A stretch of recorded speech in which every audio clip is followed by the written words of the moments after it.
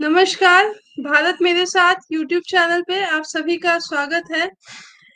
आज की डिबेट एक और नए विषय पे, एक और नए टॉपिक पे। जैसा आप देख रहे हैं, हम लोग लगातार लव जिहाद को लेके, स्पेसिफिकली कश्मीर को लेके इसलिए बात कर रहे थे क्योंकि कश्मीर का जो इशू है वो मेन स्ट्रीम मीडिया में बहुत बहुत देर बाद आता है, और आता भी है तो ज़्यादा से ज़्यादा हम लोग पाकिस्तान और टेररिज्म पे ही हमेशा बात करते हैं। बट लव जिहाद और ऐसे इश्यूज जो हैं, जो रीसेंट केस हमने देखा नेहा रैना का, वो हम लोग लगातार उसको लेके डिबेट कर रहे हैं अलग अलग पर्सनालिटीज के साथ में। तो आज एक नए इशू पे हम लोग बात करेंगे। जैसा कि हमने पिछले डिबेट्स में कहा कि 300 फैमिलीज, लगभग 300 फैमिलीज जो हैं वो कश्मीर में अभी रह रही है। जो कश्मीरी हिंदूज हैं, कश्मीरी पंडित्स हैं, वो लोग जो रह रहे हैं, उनकी एट्रोसिटीज क्या है, उनके इश्यूज क्या है, और खास तौर से जो लोग पीएम पैकेज के अंडर काम कर रहे हैं, उनके इश्यूज क्या है। तो हम लोगों के साथ में हम उन लोगों के साथ में जो भी इश्यूज हैं, जो भी उनकी एट्रोसिटीज है, जो भी प्रॉब्लम्स हैं, उसको लेकर आज हम लोग चर्चा कर रहे हैं। और मेरा ये प्रयास है कि ये चीजें जो हैं खाली डिस्कशन और डिबेट तक ना रहे, हम किसी एक्शन तक पहुंचे और इसको किसी तरह से कंक्लूड करें इन इश्यूज को। तो मेरे साथ में राकेश हंडू जी ज्वाइन कर रहे हैं आज, और आशीष नमस्कार। राजनाथ जो कश्मीर में है। जी नमस्कार। और कश्मीर को अभी जो है एट प्रेजेंट जो कश्मीर की सिचुएशन है, आशीष बहुत अच्छे से मुझे समझा रहे थे फोन पे। बहुत पॉइंट्स उन्होंने मुझे दिए कि ये इश्यूज हैं। खैर एनीवेज, हम लोग डिबेट स्टार्ट करते हैं। पता चलेगा आपको कि अभी के एट प्रेजेंट जो फैमिलीज वहाँ पे रह रही है, और पीएम पैकेज के अंडर एम्प्लॉयमेंट किस तरीके की है, और उसको लेकर क्या क्या इश्यूज हैं। तो सबसे पहले मैं राकेश जी को ही लेना चाहूंगा इसमें, कि जैसे मेरी आशीष से बात हुई और बहुत सारी चीजें जो है मुझे पता चली जब पीएम पैकेज आया था, किस गवर्नमेंट में आया था, और कंपैरेटिवली किस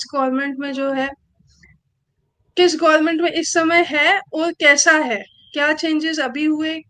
जो पीएम पैकेज आया था वो इससे बेटर था, और बिटर ट्रूथ क्या है इसको लेके, मतलब सच्चाई क्या है, उस पर ज्यादा हम लोग जोर देंगे तो ज्यादा बेटर है। तो राकेश जी, मैं आपसे पहले पूरा सिनेरियो समझना चाहूंगी कि क्या है, बेसिकली प्रॉब्लम्स क्या है।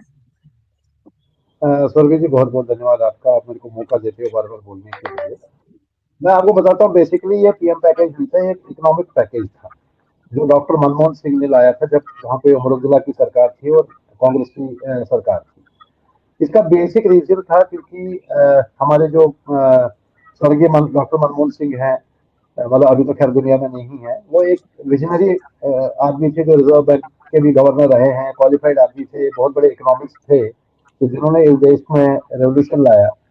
तो उनको ये मालूम था कि जब हम कश्मीर से 1990 में निकले निकले थे, उसके बाद टेंटों में रहे लोग, तो अगर इनको मेरे को वापस लेके जाना है तो इनको मैंने एक इकोनॉमिक पैकेज देना है जिसकी वजह से ये वहाँ पे जाएंगे।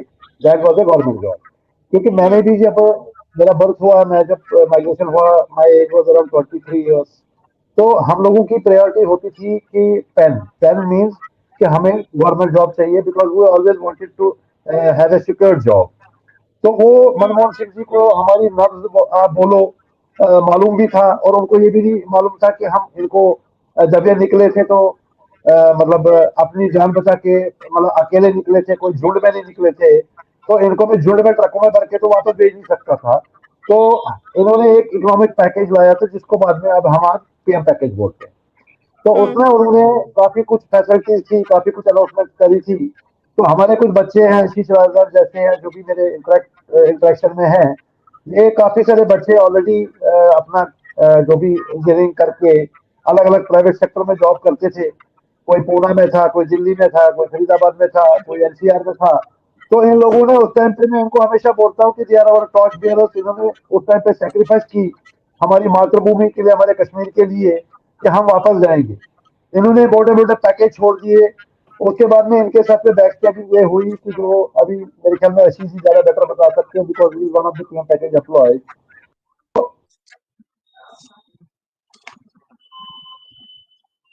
डिस्कनेक्ट। रहा है वहाँ हाँ। पे, कहीं हो रहा है। हाँ, ये हम्म। पीछे से कॉल आ रहा है, मैं उसको मैं एक बार वो डिस्कनेक्ट करता हूँ। हाँ हाँ, कोई बात हाँ नहीं। हाँ हाँ, ठीक है। तो कहने का मतलब ये है कि इनके साथ में हमेशा बैकस्टेपिंग की है, इनको बोला कुछ गया, और अभी भी आज ये किस परिस्थिति में वहां पे रह रहे हैं वो अशीष आजाद जी बताएंगे। आज मेरे को लगता है 2010 से लेकर आज तक, आज 2025 मेरे ख्याल में अगस्त, मिड ऑफ द अगस्त आ चुका है, इनके वहां पे क्वार्टर नहीं बन पा रहे हैं। अब ये बताइए, हमारे जो ऑनरेबल होम मिनिस्टर बड़े बड़े दावे कर रहे हैं कि हमने इतने लोगों को वहां पे एम्प्लॉयमेंट दी है, इतने हमने कैंप्स बनाए हैं, इतने लोगों को हमने वहां पे क्या बोलते हैं अकोमोडेशन दी है। आज भी जमन के लिए मेरे ख्याल में अभी शायद 2-3 दिन पहले वहाँ पे हमारे जो डीसी साहब है वहाँ पे लाबरू साहब भी गए थे विजिट करने के लिए। तो उसके बाद भी मेरे को निराशा वहां से ये आई है, क्योंकि मैं जो इस चीज में इन्वॉल्व हुआ जमन के मैटर में, तो मैं काफी लेवल तक डीप में घुसा, जो भी आशीष जी आपको बताएंगे। तो मुझे बड़ी उम्मीद थी कि इस बार नवरात्रों के ऊपर इनको वहां पे शायद पोजीशन दी जाएगी, लेकिन कल मेरे को जो रिपोर्ट आई है वहां से कि अभी भी मुझे लगता नहीं है कि अगले साल नवंबर दिसंबर तक इनको वहां एकोमोडेशन मिल पाएगी, जो ऑलरेडी 14-15 साल से वहां पे किराए के मकान में रह रहे हैं। ये सिनेरियो है हमारे जो इंडियन गवर्नमेंट का, खासकर बीजेपी गवर्नमेंट की मैं बात करता हूँ। तो ये सिनेरियो बाकी सीसी बताएंगे, क्योंकि ये भी गए थे वहाँ पे, डीसी साहब वहाँ पे विजिट पे आए थे कि वहाँ पे क्या सिचुएशन है। कि अभी भी मुझे उम्मीद नहीं है कि अगले साल अक्टूबर नवंबर तक से पहले पहले इनको पोजीशन मिल जाएगी। जहाँ तक मुझे उम्मीद थी कि शायद इस बार बरसातों के बाद में शायद इनको अक्टूबर नवंबर में इनको शायद पोजीशन मिल जाएगी, ताकि अपने सेफ रोड पे वहाँ पे पहुंच जाए। यही बात मैं कहना चाहता हूँ फिर भी आपके माध्यम से। बाकी Ashish ji here on ground he can tell better than you know what I am saying on this your YouTube channel. ठीक है बट हाँ आशीष। जी, नमस्कार मैम। सबसे पहले तो आपका बहुत-बहुत आभारी हूँ मैं कि आपने एक पीएम पैकेज जो एक काफ़ी सेंसिटिव एक मैटर है, आपने कोशिश की और आपने मौका दिया कि हम लोग भी अपनी बात रख सकें। इससे पहले भी हमने कुछ डिबेट्स की। हमें लगा था कि मेबी शायद वो बातें कहीं पहुँचेंगी जो हम पहुँचाना चाह रहे थे गवर्नमेंट को। बीइंग एन एम्प्लॉयी तो काफ़ी सारी रिस्ट्रिक्शंस हैं हम पे, तो हम भी उतना नहीं बोल पाते, हम भी मजबूर हैं। But still I am really very thankful to you कि आपने एक प्लेटफॉर्म प्रोवाइड करवाया आज मुझे। तो मैम, अब सिनेरियो आपने जो पूछा कि ये कैसे हुआ, कहाँ-कहाँ क्या चेंजेस आई, तो it is a very vast term. Package जो शुरू हुआ था 2009 में हुआ था मनमोहन सिंह जी के टाइम पे। तो प्रपोजल ये था कि इनको रिहैबिलिटेट करना है, ठीक है। उसमें से इनिशियली जो एक फिगर आया था वो 11,000 का आया, फिर 8.5 का, और वो श्रिंक हो गया 6,000 में। अब यहाँ पे सोचने की बात ये है कि मैम जो ये 6,000 का पैकेज था ना, अभी तक ये 6,000 भी फुलफिल प्रॉपरली नहीं हुआ है। अगर हम हर एक डिस्ट्रिक्ट का देखते हैं तो 5,800 ही अभी तक हुआ है 2009 से लेके अभी तक। It is 2025 now. तो अभी भी कुछ पोस्ट हमारी जो है वो वैकेंट है। चलो एनीवे, ये एक पैरामीटर था। दूसरा पैरामीटर है एकोमोडेशन। एकोमोडेशन के इशू में सिर्फ 1200-1300 लोग ऐसे थे जो 2022 तक एकोमोडेट हो पाए थे। कुछ लोग बड़गाम में थे, कुछ अनंतनाग में थे। तो कहीं ना कहीं एक मेजर ट्रस्ट ब्रीच हुआ है यहाँ। हम लोगों ने जब ज्वाइन किया तो हमारे माइंड में एक थॉट था कि हम लोग जब अपना फर्स्ट प्रमोशन ले लेंगे, टाइम बाउंड हो जाएगा, फर्स्ट प्रमोशन ले लेंगे तो हम स्टेट कार्डर में आ जाएंगे। पॉलिसी यही कहती थी। तो राहुल भट्ट की किलिंग के बाद एक ऑर्डर आता है, order number JK 34 DM RRR। तो that was a major setback to all the PM package employ in each and every department. हम लोग अभी एक सुपर नुमरेरी पोस्ट पे हैं। सुपर नुमरेरी मतलब एडिशनल पोस्ट। मान लीजिए मैं एक टीचर हूँ, मैं जब कहीं किसी स्कूल में ज्वाइन करता हूँ तो वहां पे मेरी पोस्ट क्रिएट की जाती है, ये सैंक्शनड पोस्ट नहीं है, ठीक है।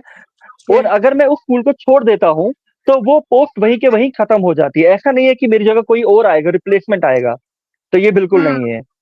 तो it is just a shadow post, एक तरीके का एक परछाई पोस्ट है, काम कर रही है, दैट्स इट, ठीक है। अब हम लोग जब ज्वाइन हुए तो तब हमारे पास ये एक सिनेरियो था कि चलो ठीक है, हमारे पास SRO 412 है जिसके तहत हमें वैली में ही सर्व करना है।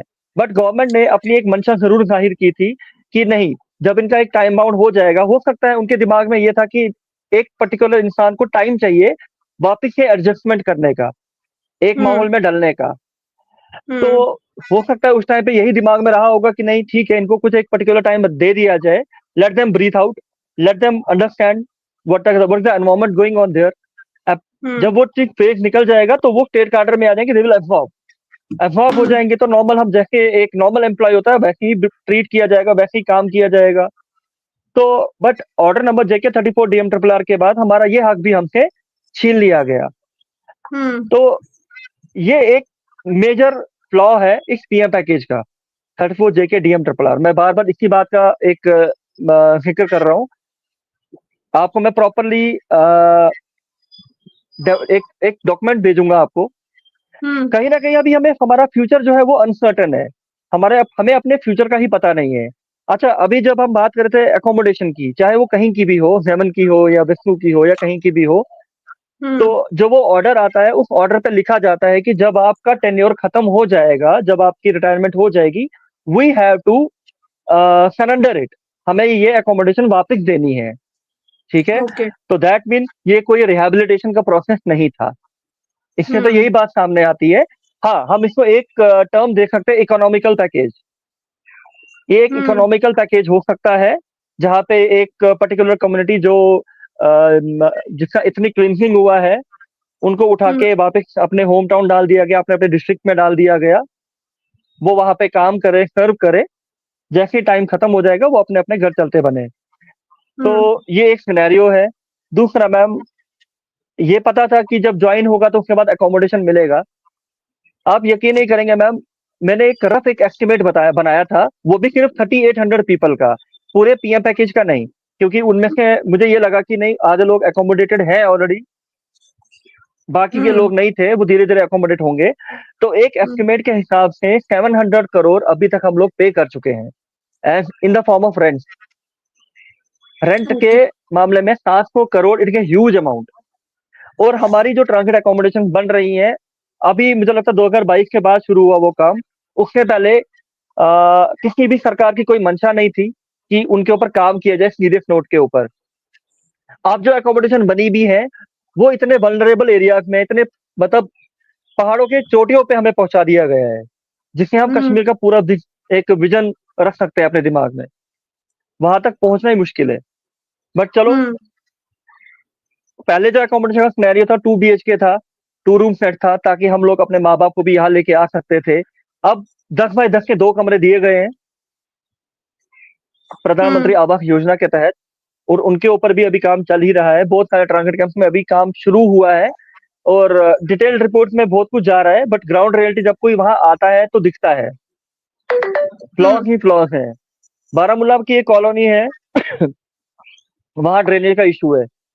बंधामा में एक कॉलोनी है, वहां पे ड्रेनेज का इशू है। तो अगर ये सीरियस नोट पे काम हुए हैं तो ऐसा काम, क्या कोई ऐसी बॉडी नहीं है जो इनको गवर्न कर रही हो, को गार्ड कर रही हो? सॉरी। तो मुझे लग रहा है कि मैम ये एक आई वॉश है। जो भी सरकार आ रही है वो बस खेल रही है, एक आई वॉश है। जब हम माइग्रेट हुए थे तो सिर्फ 6000 लोग माइग्रेट नहीं हुए थे, it was more than 3 lakh people. What about them? What are the situation they are living in? और हम लोग जब बात करते हैं, कहीं हमें डिबेट सुनते हैं, ये जी हम लोग कश्मीर का विस्थापन करेंगे, कश्मीरी पंडितों का विस्थापन करेंगे, वापस से उनको अपने अपने होम डिस्ट्रिक्ट में लाया जाएगा। तो मेरा ये सवाल रहेगा कि अगर 6000 लोग अभी तक प्रॉपरली एकोमोडेट नहीं हो पाए, how they will manage the other? इसके दौरान मैडम 2010 से लेके अभी तक पीएम पैकेज में अभी तक 5 से 6 लोगों की अनफॉर्चुनेट डेथ हुई, अपार्ट फ्रॉम राहुल भट्ट। हमारे पैकेज में क्या होता है मैम, अगर भगवान ना करे कोई एक्सपायर हो जाता है तो उसके किस एंड किन को नौकरी नहीं मिलती। हम लोग SRO 43 के डिबार किए गए हैं, ठीक है, जो एक बेसिक राइट है। तो ये बस मैडम एक खाना पूर्ति है, जो मुझे लगता है हर कोई सरकार खाना पूर्ति कर रही है। हमें बस यहाँ पे FAP, torch bearer, piece bearer ये बना के भेजा गया है, दैट्स इट, और कुछ नहीं। राकेश हंडू जी, तो पीस तो आशीष राजदान कह रहे हैं कि आई वॉश है, और एक्चुअल फैक्ट जो है कि बस ऊपर ऊपर की परत है और नीचे अंदर कुछ भी नहीं है, अंदर सब खोखला है। दूसरी चीज ये मैं आपसे पूछना चाहूंगी, क्योंकि मैंने काफी सारे लोगों से बात की, जैसे रोहित मेरे चैनल पे आए थे, तो बहुत लोगों ने बोला कि रोहित का प्रोफाइल क्या है या रोहित क्या करते हैं। मैंने कहा he must be PM package employ इस टाइम पे। वैसे तो बेचारा आईटी इंजीनियर ही था, आईटी का आदमी था, आई नो। उसने मेरे को थोड़ा बहुत अपना प्रोफाइल दिया था। तो लोग ये कह रहे हैं कि यार इतने इश्यूज हैं, तो फिर वहां पे कश्मीरी पंडित क्यों रह रहे हैं? मैं आपको एक प्रैक्टिकल फोन कॉल्स बता रही हूँ जो मेरे पास अक्सर आती है पोस्ट डिबेट, कि अगर इश्यूज हैं तो कश्मीरी पंडित तो बाहर भी रह रहे हैं, कश्मीर से बाहर भी रह सकते हैं, तो इतनी क्या मजबूरी है कि वो पीएम पैकेज पे वहां पे है, अगर इतने इश्यूज हैं। तो ये इसको आप एड्रेस कीजिए to the community and people who are out of the community जो मेरे से पूछ रहे हैं। इसका आंसर आप बेहतर दे सकते हैं कि क्यों लोग वहां पे हैं पीएम पैकेज पे, अगर इतने सारे इश्यूज हैं और एड्रेस भी नहीं हो रहे हैं, then why are they living there, why can't they come out of Kashmir and make their life better. मेरे को लगता है उनके लिए ना, आई एम सॉरी टू से, उनके लिए शायद migration was a blessing disguise, कि वो हाँ। वहां पे खेतों से निकले और यहाँ पे बंगलों में और गाड़ियां आ गई है उनके, तो इसलिए उनके दिमाग हो गए खराब। मुझे बताइए, I have been in the industry, consumer durable industry for last 35 years। हालांकि मेरा ट्रैक रिकॉर्ड बैकग्राउंड सबको मालूम है। जो एंटी मेटल्स ऑपरेशन में पहला कश्मीरी पंडित वहां पे गया था, उसका नाम भी राकेश शंडू है। वो कहीं मैगजीनों में, किताबों में अभी योगेंद्र कंधारी जी जो कर्नल रिटायर्ड है, या कर्नल टिक्को जिनका आप कल इंटरव्यू कर रहे थे, उन्होंने भी आर्टिकल लिखा है, या आईजी काबू जी जो उस टाइम पे ग्राउंड में पीक मिलिटेंसी के टाइप पे काम कर रहे हैं। तो मुझे भी क्या मजबूरी थी कि मैं भी जम्मू कश्मीर छोड़ के आया। मैंने जम्मू कश्मीर इसलिए छोड़ा कि मेरे को लाइफ की थ्रेट थी, मेरे को घर का प्रेशर था। Under the compulsion of my parents I had to leave. आज मुझे बताइए, मैं आज आपके साथ में डिबेट कर रहा हूँ, या मैं पीएम पैकेज के लिए आवाज बन के आवाज, चाहे वो जवान हो, चाहे पीएम पैकेज का कोई भी कंसर्न हो, उसके लिए यहाँ से आवाज उठा रहा हूँ, तो मुझे भी आराम से सोना चाहिए। भगवान की दया से मेरे को भी, मेरे भी नीचे 3 गाड़ियां खड़ी हुई हैं, मेहनत से की है, मजदूरी से करी है। I have travelled across the country. मैं उन लोगों को ये बोलना चाहता हूँ, I started my career from Jalandhar, I travel to Ludhiana, I travel to Bangalore, I travel to Gujarat, I travel to Rajasthan, I travel to Karnal, I travel to Chandigarh. Now after period of 35 years, I am I not say settle, but अभी मेरा एक temporary residence address है फरीदाबाद में। तो उनको ये बोलना चाहता हूँ कि वो लोग या तो सरेंडर कर दे, और अगर वो सेटिस्फाइड है कि उनको, they are very much satisfied कि दे शुड नॉट। क्योंकि रीजन क्या है सुरभि बेटा, मैं आपको बताता हूँ। उनसे मैं ये पूछना चाहता हूँ कि जब आपने कश्मीर छोड़ा है, क्या आपने अपने पड़ोसी से पूछा था? क्या आपने अपने भाई से, मसीरे भाई से, मासी से, नानके वालों से, मामा जी से पूछा था कि मैं कश्मीर छोड़ के जा रहा हूँ? तब तो आप लोगों ने अपने पड़ोस को नहीं बोला। एक भाई दूसरे भाई के साथ डिस्कस कर रहा है जब वहां पे हालात खराब हो रहे थे। मेरे से ज्यादा एग्जाम्पल कौन दे सकता है आपको? एक भाई ने अपने भाई को नहीं पूछा। एक भाई ऊपर के मंजिल पे रहता था, दूसरा नीचे रहता था। शाम को दोनों मीटिंग करते थे कि भाई क्या करना चाहिए। और जब नीचे वाला भाई निकलता सुबह, जिसको हम कांदरू बोलते हैं, रोटी लाने के लिए, तो कांदरू उसको बोलता था कि तेरा भाई तो सुबह 4 बजे अंधेरे में निकल रहा था परिवार को लेके। तब तो उन्होंने अपने घर वालों से नहीं पूछा। आज वो सवाल पूछ रहे कि हमारे बच्चे क्यों गए हैं वहां पे। मैं बार बार बोल रहा हूँ कि it is a shame on people कि जो ये कह रहे हैं हमारे। मुझे बताओ, हम ये कहते हैं हर जगह पे, हर प्लेटफॉर्म पे यही लोग कहते हैं कि ये जो हमारा 1990 का एक्सोडस था, ये 7वां एक्सोडस था। तो हमारे पूर्वज बेवकूफ थे जो 7 बार वापस गए, अपने रूट वहां पे जमाए। मगर उस टाइम पे सोशल मीडिया नहीं था। उस टाइम पे जो आज की डेट में फैसिलिटीज है, रोड कनेक्टिविटी है या बाकी चीजें, वो चीजें नहीं थी। आज आपके माध्यम से मैं उनसे सवाल पूछ सकता हूँ या वो आपसे सवाल पूछ सकते हैं। तो कहने का लॉजिक ये है कि they are our torch bearers. ये धीरे धीरे वहां पे गए हैं। क्या ये बेवकूफ से 1.5 लाख रुपए के पैकेज छोड़ के गए वहां पे? तो क्या इनको हक नहीं है डेमोक्रेसी में अपना, जो इनके फिर वहां पे सेकंड क्लास सिटीजन का ट्रीटमेंट मिल रहा है, क्या ये आवाज नहीं उठाए क्या? मैं तो इनको सल्यूट करता हूँ कि ये लोग कम से कम आवाज है, मीडिया के सामने आ रहे हैं। बंदूक की नोक पे सुबह ड्यूटी पे निकलते हैं टीका करके, बंदूक की नोक पे शाम को आते हैं ये लोग, इनके परिवार, इनके बच्चे वहां पे स्कूल पे जाते हैं। ऐसे बकवास लोगों को आपको इग्नोर करना चाहिए। मेरी आपसे निवेदन है, मेरी आपसे रिक्वेस्ट है। हम्म। नहीं, वो तो खैर क्या है ना कि डिबेट, पोस्ट डिबेट बहुत सारी चीजें जो है, एनीवेज मतलब ठीक है, कॉल्स देना कोई गुनाह नहीं है, सबको सुनना नहीं भी नहीं, पड़ता है फिर भी मैं ये। एक चीज यहाँ पे और ऐड करना मैं चाहूंगा। यही लोग जीसीएम में जाते हैं कमरे बुक कराने, फैमिली के साथ में जाते हैं बच्चों को दिखाने के लिए। यही लोग वहाँ पे क्या बोलते हैं, वहाँ पे दुर्गानाथ टेम्पल में रहते हैं, फ्री के चंदन किसमें अंदर। यही लोग जाके चुलबुल में वहाँ पे रहते हैं कमरे। ये होटल में नहीं रहते हैं वहाँ पे, क्योंकि वहाँ पे हमारे मंदिरों के अंदर कमरे बनाए गए हैं, और यहाँ पे बैठ के ज्ञान हमें देते हैं कि पीएम पैकेज वालों को क्या करना चाहिए, क्या नहीं करना चाहिए। शर्म आती है इन लोगों के ऊपर। मुझे वाकई में, मुझे बोल रहा हूँ मैं, आपके माध्यम से बोलना चाहता हूँ उनको, मुझे शर्म आती है। तो इसका मतलब मेरे को भी चुप करके बैठना चाहिए। मैंने आज बेटे की शादी कर दी है, शी इज वेल सेटल्ड। मैंने अपने बेटे की शादी कर दी है, he is also well settled. Then I should leave, then I should हाँ, फॉरगेट। यस। चंद्र आशीष जी। मैं उन लोगों को हम्म। बोलना जी चाहता हूँ कि हम्म। जी मैम। हाँ आशीष जी, आप बताइए बात। मैं ये देखिए मैम। कि है ना कि आप क्योंकि पीएम पैकेज के अंडर काम कर रहे हैं, तो प्रैक्टिकली क्या होता जी है जी कि मैं तो दिल्ली में हूँ। मैं तो आए थे एक बार ही, मैंने एक बार ही आप लोगों को सुना, तब से मैं आप लोगों के साथ किसी ना किसी वे में जुड़ती रहती हूँ, ताकि मुझे पता चलता रहे कि एग्जैक्टली जी क्या मैम। हो रहा है। सो अब इसमें यही है कि लोग कहते हैं कि भाई अगर इतनी सफरिंग है तो वहां पे क्यों रह रहे हैं, लेकिन जी मैम। द मैं कम्युनिटी इस बात का एक जवाब देना चाहता हूँ जी। ट्रेजेडी ये है हमारे साथ में कि अगर वहां हम रह रहे हैं, वैसे हम शोर करते हैं कि रिहैबिलिटेशन और एक्सोडस हो गया, फिर रिहैबिलिटेट करिए गवर्नमेंट और ये करिए, फिर कोई कोई नई नई पार्टीज आती हैं, वो नए नए प्रोग्राम्स बनाती है कि भाई कश्मीरी पंडित वापस आ जाए।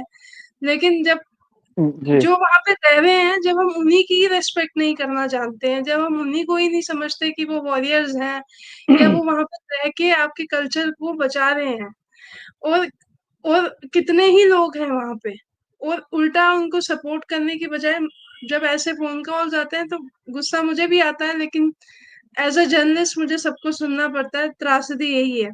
हाँ आशीष बताइए। जी मैम, आपका क्वेश्चन ये था कि बाहर इतने ऑप्शंस थे, हाँ, मेरा नहीं लोग था। बाहर जॉब कर रहे थे। बहुत जी सारी जी मतलब कम्युनिटी। जी हाँ जी हाँ, मैं आप ही के माध्यम से उनको जवाब देना चाह रहा हूँ। हाँ। देखिए हम्म। मैम, जब ये एक्सपोडस हुआ तो ये सबके लिए कॉमन था। हर कोई टाटा बिरला नहीं था। हम्म। ठीक है, हर कोई टाटा बिरला नहीं था। कुछ लोग वाकई में सोर्स नहीं था इनकम। हाँ ठीक था, जमीन जायदाद अपना था, काम कर रहे थे, बट उतना भी इनकम नहीं था। तो जिनके पास पैसा था वो सारे बाहर चले गए, जिनके पास नहीं था वो कैंपों में अभी भी हैं। आपके पुरखू कैंप, मुठी कैंप, जितने भी कैंप है वहां रह रहे हैं। आप उनकी हाँ। हालत देखिए। उनको जरूरत थी, उनको हम्म। जरूरत थी। उनके घर में एक भी इंसान अगर आज कमा रहा है तो उनका घर चल रहा है। 12,000 13,000 के रिन्यूमरेशन से, या चंदा जिसको हम बोलते हैं, चंदी जो मिलती है, उससे मैम घर नहीं चलता आजकल। नहीं चल हम्म। सकता। यहाँ मैम हम्म। हम लोग 40-40 50-50 घर कमा रहे हैं, हमारा नहीं चल रहा, तो उनका कैसे? वो मैं तो उनको सैल्यूट करता हूँ कि वो how they hmm. Are managing. और दूसरी बात, जो लोग सपोर्ट नहीं करते तो उन लोगों ने तो उस टाइम पे भी सपोर्ट नहीं किया जब राहुल भट्ट की किलिंग हुई। उस टाइम पे तो हम लोगों ने जनरल इलेक्शन तो जंतर मंतर तक पहुंच गए। जम्मू में 365 दिन का प्रोटेस्ट चला। तीन सौ हम्म। पैंसठ दिन काउंट किए जाते हैं मैम उंगलियों पे। वो तो मुझे लगता है उस टाइम पे भी प्रोटेस्ट नहीं हुआ होगा जिस टाइम पे माइग्रेशन हुआ था। और हम्म। अगर ये लोग सपोर्ट नहीं कर सकते, कम से कम एक हीलिंग टच तो दे सकते हैं हम लोगों को। इनफैक्ट हम पीएम पैकेज में जब हम प्रोटेस्ट कर रहे थे तो कितने ही कॉल, कितने ही जगह हम लोगों ने भी बोला कि नहीं, आप बेंगलोर में हो, आप कर्नाटका में हो, आप यहाँ हो, आप वहां हो, आप भी वहां पे थोड़ा सा हमें सपोर्ट कीजिए, एनकरेज कीजिए। वहां पे हम्म। हमें ये बोला जाता था, नहीं हमने तो मना किया था भाई आपको ज्वाइन करने से, आपने क्यों ज्वाइन किया? अरे अब तो ठीक है ना, अब तो ज्वाइन कर लिया। ज्वाइन किसी ने अपने इच्छा से नहीं, इच्छा से ही किया। बट कहीं ना कहीं कुछ लोगों की मजबूरी भी थी, कुछ लोगों का मातृभूमि के तहत प्यार था, कुछ लोगों हम्म। का कंपल्शन था। नहीं, और बिल्कुल। ठीक इसमें है। इसमें जो ये पॉइंट है ना कि ज्वाइन क्यों किया आपने, तो मुझे एक बात समझ में बात नहीं आती है। क्या हमें अपने जी रूट से जुड़ने के लिए, क्या हमें अपने अपने जो ये एक वर्ड है ना, मदरलैंड, फैंसी वर्ड है ये, ये मदरलैंड से जी जुड़ने के लिए अगर हमें ये क्या कहते हैं ना कि इतना भी मतलब हमें नहीं मिलेगा क्या? मैम, यही इतना तो भी खटक रहा है ना सबको। इतना भी हमें यही नहीं यही तो मिला। खटक रहा है मैम। जिनको मिला है उनके लिए, हाँ, बेशक मैं ये मानता हूँ कि प्रॉब्लम्स हैं। मैं जो प्रॉब्लम्स आपको गिनवा रहा हूँ ना, मैं आपको सरकारों की मंशा बता रहा हूँ, जहाँ पे ये लोग पूरे के पूरे कश्मीरी पंडित समाज को वापस से रिहैबिलिटेट करना चाहते हैं। इन लोगों के अभी तक 5800 पीपल ये संभले नहीं जा रहे हैं। हम्म। मैं एक मंशा जरूर यस। दिखाना चाहता हूँ कि नहीं, ये एक दिक्कत है। जब 6000 मैनेज नहीं हो रहे और वो लोग मैनेज नहीं हो रहे जो माइग्रेंट हुए ही नहीं, उनकी तो कोई पूछ ही नहीं है। और हम्म। इसका जिम्मेवार मैं कहीं ना कहीं अपने समाज को भी मानता हूँ, क्योंकि जो समाज बाहर चला गया, उन लोगों ने उनका हालचाल नहीं पूछा कभी। जो लोग यहाँ रह गए वो भी हमारे ही लोग थे, वो हम ही थे। वो कुछ लोगों ने हम्म। डिसाइड किया कि नहीं, हमें निकलना है। उनका अपना एक नजरिया था, जो लोग रह गए उनका अपना नजरिया था। कुछ लोग हम्म। नहीं जाना चाह रहे थे। पहले भी जब एक्सपोर्टर्स हुए हैं तब भी मुझे लगता है आपको भी ये बहुत अच्छी तरह पता होगा। एक टाइम पे कश्मीर में 11 पंडित घर थे, 11 ही रह गए थे। हाँ। तो वो भी तो जाके कहीं और सेटल हो सकते थे, नहीं हुए, रहे। जितना भी वो सहन कर सकते थे, सहन किया। और आज 3.5 4 लाख 5 लाख लोग हैं हम। अब उसमें से अगर 6000 लोग चले गए तो हमें उनको एनकरेज करना चाहिए, ना कि डिस्करेज करना चाहिए। अगर हमारा हम्म। कोई इश्यू है जो नहीं सॉर्ट आउट हो रहा, हमें लगता था कि नहीं, हमारे पीछे चट्टान की तरह हमारा पूरा समाज खड़ा है। मुझे लगता है आज की डेट में कोई एक वाजिब इंसान जो खड़ा है वो राकेश अंडू जी हैं। और मैं ये मुंह पे बोलना चाहता हूँ विदाउट एनी हेजिटेशन। हम्म। राकेश अंडू जी, जब से इन्होंने इंटरेस्ट लिया इस पैकेज में, ट्रांजिट कैंप्स में, कहीं ना कहीं एक प्रेशर बिल्डअप हुआ है। अगर राकेश अंडू जी जैसे 3 4 लोग और खड़े हो जाए तो मुझे लगता है कि हमारा कुछ भला हो, पूरे समाज हम्म। का। और हम्म। मगर हमारी बदकिस्मती यही है कि जो आगे जाएगा उसी की टांग खींच खींच के नीचे उतारा जाएगा। बड़े शर्म की बात है, हम्म। बहुत ही शर्म की बात है। जो हम्म। आपके बस की नहीं है आप वो नहीं कर रहे, और जो करने की कोशिश कर रहा है आप उसको करने नहीं दे रहे हो। और उसमें से मेरे को यमन क्रेडिट ट्रांजिट दिया कैंप जा रहा है। में, बीच में ऐसे ही रोक रहा हूँ आपको, जो अभी सॉरी कुछ जी। लोग वहां पे जब डीसी साहब गए थे वहां पे, कुछ लोगों ने अपनी फोटो छपवा दी, कुछ लोगों ने क्रेडिट लेने की कोशिश की। उनको जब तक पता नहीं, वो खुद ही कल तक ढूंढ रहे थे कि फर्स्ट फ्लोर मिलेगा, सेकंड मिलेगा, थर्ड फ्लोर मिलेगा। वो लोग वहां पे पहुंच गए फोटो खींचने के लिए, फिर पूरा आपके पीएफ पैकेज ग्रुपों में डाला। मेरे को बड़ी ऐसा हैरान की बात की आ गई, मतलब हालांकि मेरे को थोड़ा डिस्करेज भी हुआ कि उन लोगों को सब पता है कि आप जैसे बोल रहे हो कि जब से मैं इन्वॉल्व हुआ है कि कितने हर्डल्स थे, कैसे ओवरकम हुए। और अभी भी मैंने आपको, जैसे अभी मैंने अपने डिबेट में पहले ही बोला था कि मैंने आपको प्रॉमिस किया था, मैं कल से बड़ा निराश हूँ। मैं अभी देख रहा हूँ कि इसके ऊपर फास्टन कैसे किया जाए। उन्होंने कई ग्रुपों में मेरा नाम चाचा चौधरी रख दिया। ये वही समाज के लोग हैं जिनके लिए मैं लड़ रहा हूँ। मैंने उनको कल मैसेज, और रात को 1 1 बजे मेरे को फोटो भेज रहे हैं, 1 1 बजे रात को, कि हमने फोटो खिंचा ली है डीसी ऑफिस में, डीसी साहब के साथ में जो लाबरो साहब आए हैं, ये काम हमने कराया। अरे भाई, मैं आप लोगों को सल्यूट करता हूँ, अगर आपने कोई काम कराया करवाइए। मैं कोई घर के लिए नहीं कर रहा, मैं आपके लिए लड़ रहा हूँ। मैं आप अपने समाज के लिए काम कर रहा हूँ। अभी आपको उदाहरण देता हूँ मैं। पीछे मैं बीच में इंटरप्ट कर रहा हूँ संजीव बेटा। अभी हमारे एक बच्चा वहां पे, जो वहां पे जब ये लोग, क्योंकि इनके पेरेंट्स जम्मू में रहते हैं, कभी बीमार होते हैं, कभी इनको आना पड़ता है, कभी हमारे कस्टम्स होते हैं, फेस्टिवल होते हैं, वोरवोचा आसान, या भगवान ऋषि को साद आसान, या मानो हेरत होती है, या कोई भी फंक्शन रंगतरे होता है, तो हमारी बेटियां हैं वहाँ पे, हमारे बेटे हैं वहाँ पे, बेचारे अप डाउन करते हैं जम्मू से श्रीनगर। तो वहां पे एक अमित जिसको कोल। बोलते हैं, हाँ, वहां पे ना हमारे पीछे एक अमित कोल, कटे हमारा जशनाथ। कश्मीरी पंडित की पीएम पैकेज वाला लड़की की पैटिस। डेथ हो गई। यंग एज में बेचारी की डेथ हो गई। मैंने नेशनल जो है ना अपना अथॉरिटी ऑफ इंडिया को आरटीआई करी थी, जिसका मेरे पास जवाब भी आया, जो मैंने कल व्हाट्सएप पे सर्कुलेट भी किया है। ये आपको मैं दिखाना चाहूंगा। हम्म। आपने मेरे पास भी ये भेजा था। हाँ, आपको भी भेजा है मैंने। तो कंसर्न क्या है? ये कोई कंसर्न मैं खाली पीएफ पैकेज के लिए नहीं कर रहा हूँ। वहां पे मेरे को जो रिपोर्ट आई थी कि लास्ट, जब मेरे को ये रिपोर्ट आई, जब वो हमारा हमारा पीएफ पैकेज वाला बच्चा वहां पे चला गया था नीचे, और उसके परिवार आज की डेट में क्या सफर कर रहे हैं, उनका पेन मैं समझ सकता हूँ, दिल्ली में बैठ के, फरीदाबाद में बैठ के। तो सबसे पहले स्ट्राइक किया मैंने नेशनल जो हाईवे अथॉरिटी ऑफ इंडिया को, सवाल पूछा कि भाई कितनी जाने लोग हैं वहां पे। और मुझे अभी रिप्लाई इसका आया जो मैंने कल आपको भी सर्कुलेट किया, पीएम पैकेज को भी किया, कि उसके बाद में वहां पे बहुत अच्छी फेंसिंग हुई है और बहुत अच्छा वहां पे। तो अब ये बताएंगे, ये मेरे को बोलेंगे कि भाई आप क्यों बीच में चाचा चौधरी बन रहे हो। अरे चाचा चौधरी तो आपके लिए बन रहा हूँ क्योंकि आपके परिवार भी अप डाउन करते हैं जम्मू से कश्मीर, कश्मीर से जम्मू। अब तो आपकी कनेक्टिविटी हो गई, अब तो वहां पे वंदे भारत भी शुरू हो गई है।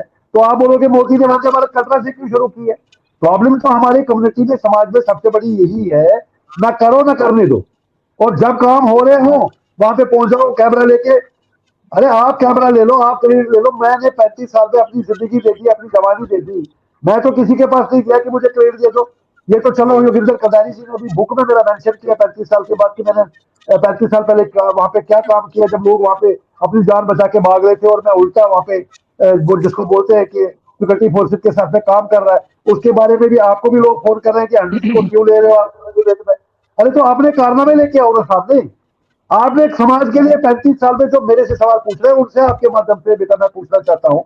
आप अपने गलेबार में देखो ना, आप अपना शीशा देखो ना। आप किसी के ऊपर उंगली उठा रहे, चार उंगली आपकी तरफ होती है, तो पहले आप अपने से पूछो ना शीशे में, अपने परिवार को तो बोलो, कुछ तो बोलो कि हमने क्या किया 35 साल में, बजाय क्रिटिसिज्म के। बजाय अभी बता रहा मैं आपको, बीच में मैं सॉरी कर रहा हूँ, मैं थोड़ा सा टाइम ज्यादा ले रहा हूँ।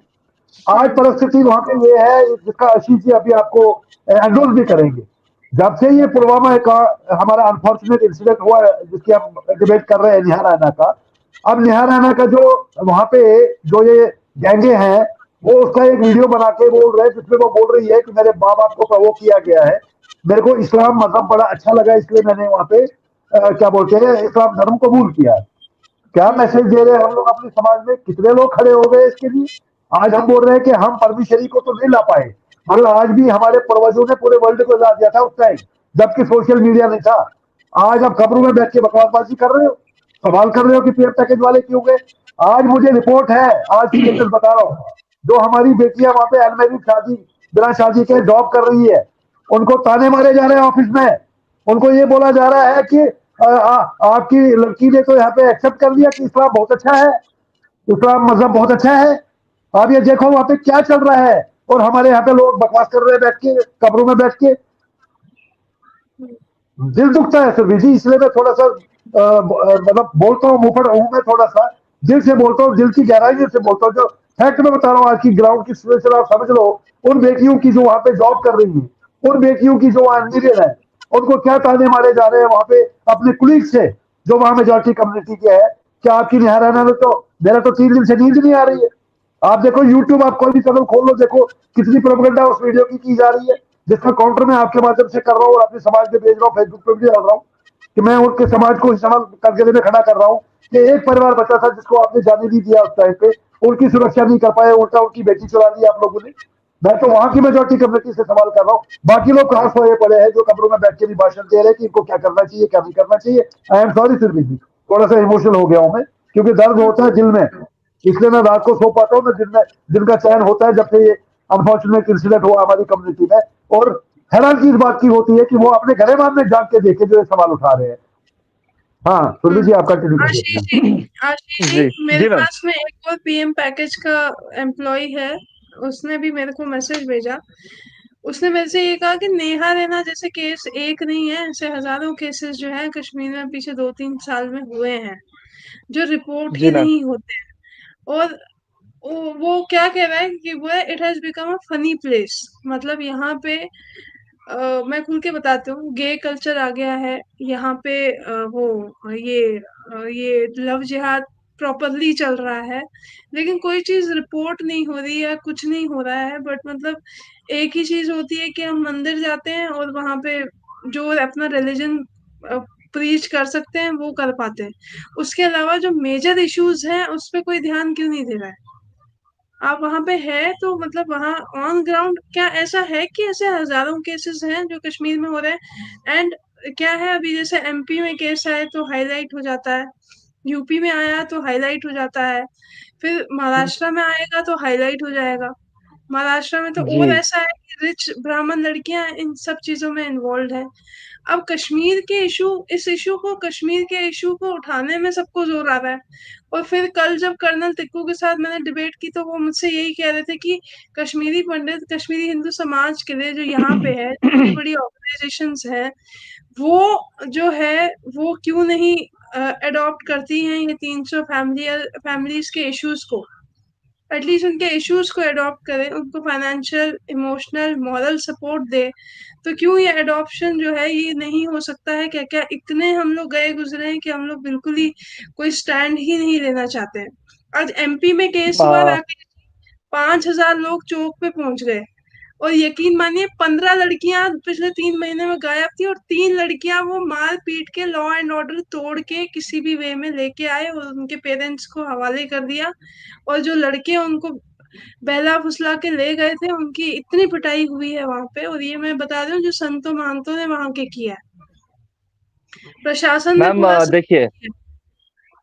जी देखिए मैम, एक कंसर्न मैंने अभी आपको थोड़ी देर पहले बताया था, राहुल भट्ट की जब किलिंग हुई थी, हम हम्म। लोगों ने हर एक जितने भी इनफैक्ट जो इन्फ्लुएंसर लोग थे, डिबेट्स करते थे, बड़े बड़े नाम आपने सुने भी होंगे, तो उनसे जब हमने कहा ना कि ऐसा ऐसा इशू हुआ है, सिक्योरिटी ब्रीच है, एक हम्म। लड़के को उसके ऑफिस में घुस के गोली मारी गई है, और उस टाइम पे हम्म। तो एक इट वाज ए किलिंग स्प्री चल रहा था, काफी टाइम से चल रहा था। दीपक चंद मेहरा, अ, एक उनकी जो हेडमास्टर थी, उनको किलिंग हुई, रजनी बाला, ठीक है, ये अभी सब जब बड़ा हो रहा था ना, तो हमसे नवीन हमसे निकाल एक बात बोली गई, जी, हमसे एक बात बोली गई कि आप लोगों ने ज्वाइन किया ही क्यों, जब हमने आपको कहा था कि नहीं ज्वाइन करने को। अब मैं आपकी ये वाली बात मैंने क्यों बोली, यही मैटर है, जब हम यहाँ पे कोई मुद्दा उठाते हैं ना, हम लोगों को ये अब समझ आ चुकी है कि अगर हम ये सोशल मीडिया पे या डोमेन में, पब्लिक डोमेन में डालते भी है, तो इस हम्म। बात की सुनवाई होने वाली नहीं है। फिर भी अपार्ट फ्रॉम दैट, कुछ चीजें हमने भी सुनी, कुछ चीजें देखी हमने, जहां पे हमें लगा कि हम टैकल कर सकते हैं। हर डिस्ट्रिक्ट की बात बता रहा हूं मैं। तो हम लोगों ने कोशिश की कि एक पहल की कि नहीं, ऐसा नहीं होना चाहिए। हम लोग अगेंस्ट एक वॉल की तरह खड़े रहे, उनके घर वालों को कन्वे किया, जितना हम बात कर सकते थे हमने बात की। कुछ में कामयाबी मिली, कुछ में अभी उतना भी पता नहीं, अभी समझ नहीं आ रहा कि वहां क्या चल रहा है। डोरमेंट है अभी, सब नॉर्मल है सब। कोशिश की हम लोगों ने सोशल मीडिया कैंपेनिंग के थ्रू, अपने ही ग्रुप में चलाया कि नहीं भाई, ये नहीं चलेगा, कुछ भी हम अगर ऐसा देखेंगे हम रिपोर्ट करेंगे, दफ्तरों में रिपोर्ट करेंगे। जितना हमारे तक है, जितनी हमारी जुरिडिक्शन में है, उतना हम कोशिश कर रहे हैं। बट मैम दिक्कत यही है कि हम लोग कश्मीर में हैं, हम लोग हर चीज खुल के नहीं कर सकते, ये विडंबना हम्म। है। कर भी लेते बट हम तब कर सकते थे जब हमें पता था कि नहीं जी, पीछे 3 लाख लोग खड़ा है हमारे साथ, हम्म। ठीक है। तो ये हमारी एक वीकनेस भी है, ये लोगों को पता है। दफ्तरों में भी कहीं ना कहीं जब मौका मिलता है, जिसको मौका मिलता है, हरासमेंट तो हो ही जाती है, कर ही लेता है कोई ना कोई, कोई हाँ। ऐसी बात, कोई ऐसा टॉन्ट जिससे इंसान प्रोवोक हो जाता है। बट हम लोग घुट जाते हैं, दब जाते हैं कि नहीं यार चल ठीक है, अभी हम थोड़े हैं, कभी ना कभी यूनिटी आएगी, कभी ना कभी हम लोग अपने आप को खुल के एक्सप्रेस कर पाएंगे। हमें लड़ना झगड़ना नहीं है, हम लड़ना नहीं चाह रहे, बट हम ये चाह रहे हैं कि एक अच्छा माहौल रहे, एक हेल्दी माहौल रहे, रेस्पेक्ट रहे, डिग्निटी रहे, मेंटेन करें, जैसे हम लोग बाकी रिलीजन की रेस्पेक्ट करते हैं, वो लोग भी हमारी सेंटिमेंट्स की रेस्पेक्ट करें। That's it. तो वो जहां तो तक मुझे हो पा लगता रहा है मैम, हम कोशिश कर रहे हैं, मैनेज कर रहे हैं हम्म विदाउट वो एनी तो मुझे सपोर्ट। लगता है जो रिस्पेक्ट की बात जो आप बोल रहे हैं ना, वो तो खैर बहुत ही डिफिकल्ट है। वो तो जब maximum majority of Kashmiri Hindus वहां रहते थे, वो तो तब भी नहीं हुई। तभी तभी तो इतना कुछ हो गया। अगर रिस्पेक्ट की बात होती, वो कभी आपको ऑपोजिट साइड से तो कभी नहीं मिलेगा, आई डोंट थिंक सो। तो उसकी एक्सपेक्टेशन हमें रखनी भी नहीं चाहिए। Rakesh ji sir unmute. हाँ। हाँ, और उसमें मैं आपको कुछ बोलना चाहूंगा। वो क्या चले गिरते हैं शेर सवार मैदान जंग में, वो तिफर क्या गिरे जो घुटनों के बल चले। हम्म। बात उस टाइम की और आज की नहीं है। देखो उस टाइम की परिस्थिति अलग थी, आज की टाइम में परिस्थिति, अगर वहां पे चूहा भी मर जाए ना आशिर नगर में, एमरे तक खबर पहुंच जाती है। पता चल आज आप जाता है। यूट्यूब चला रहे हो। पता चल हाँ, जाता है। उस टाइम पे डीडी न्यूज के अलावा कुछ नहीं था, और डीडी न्यूज भी बड़ी सिलेक्टिव रिपोर्टिंग करता था। आज हम्म। अगर हर आदमी ट्विटर पे है, हर आदमी एक्स पे है, आज की डेट में हर आदमी फेसबुक पे है, चाहे वो वहाँ का लोकल है। 2 मिनट के अंदर अंदर तो वो मेरे को याद है माननीय सतपाल मलिक जिनका कल निधन हुआ है, मैं उनको बाबू श्रद्धांजलि देना चाहूंगा आपके इस चैनल के माध्यम से।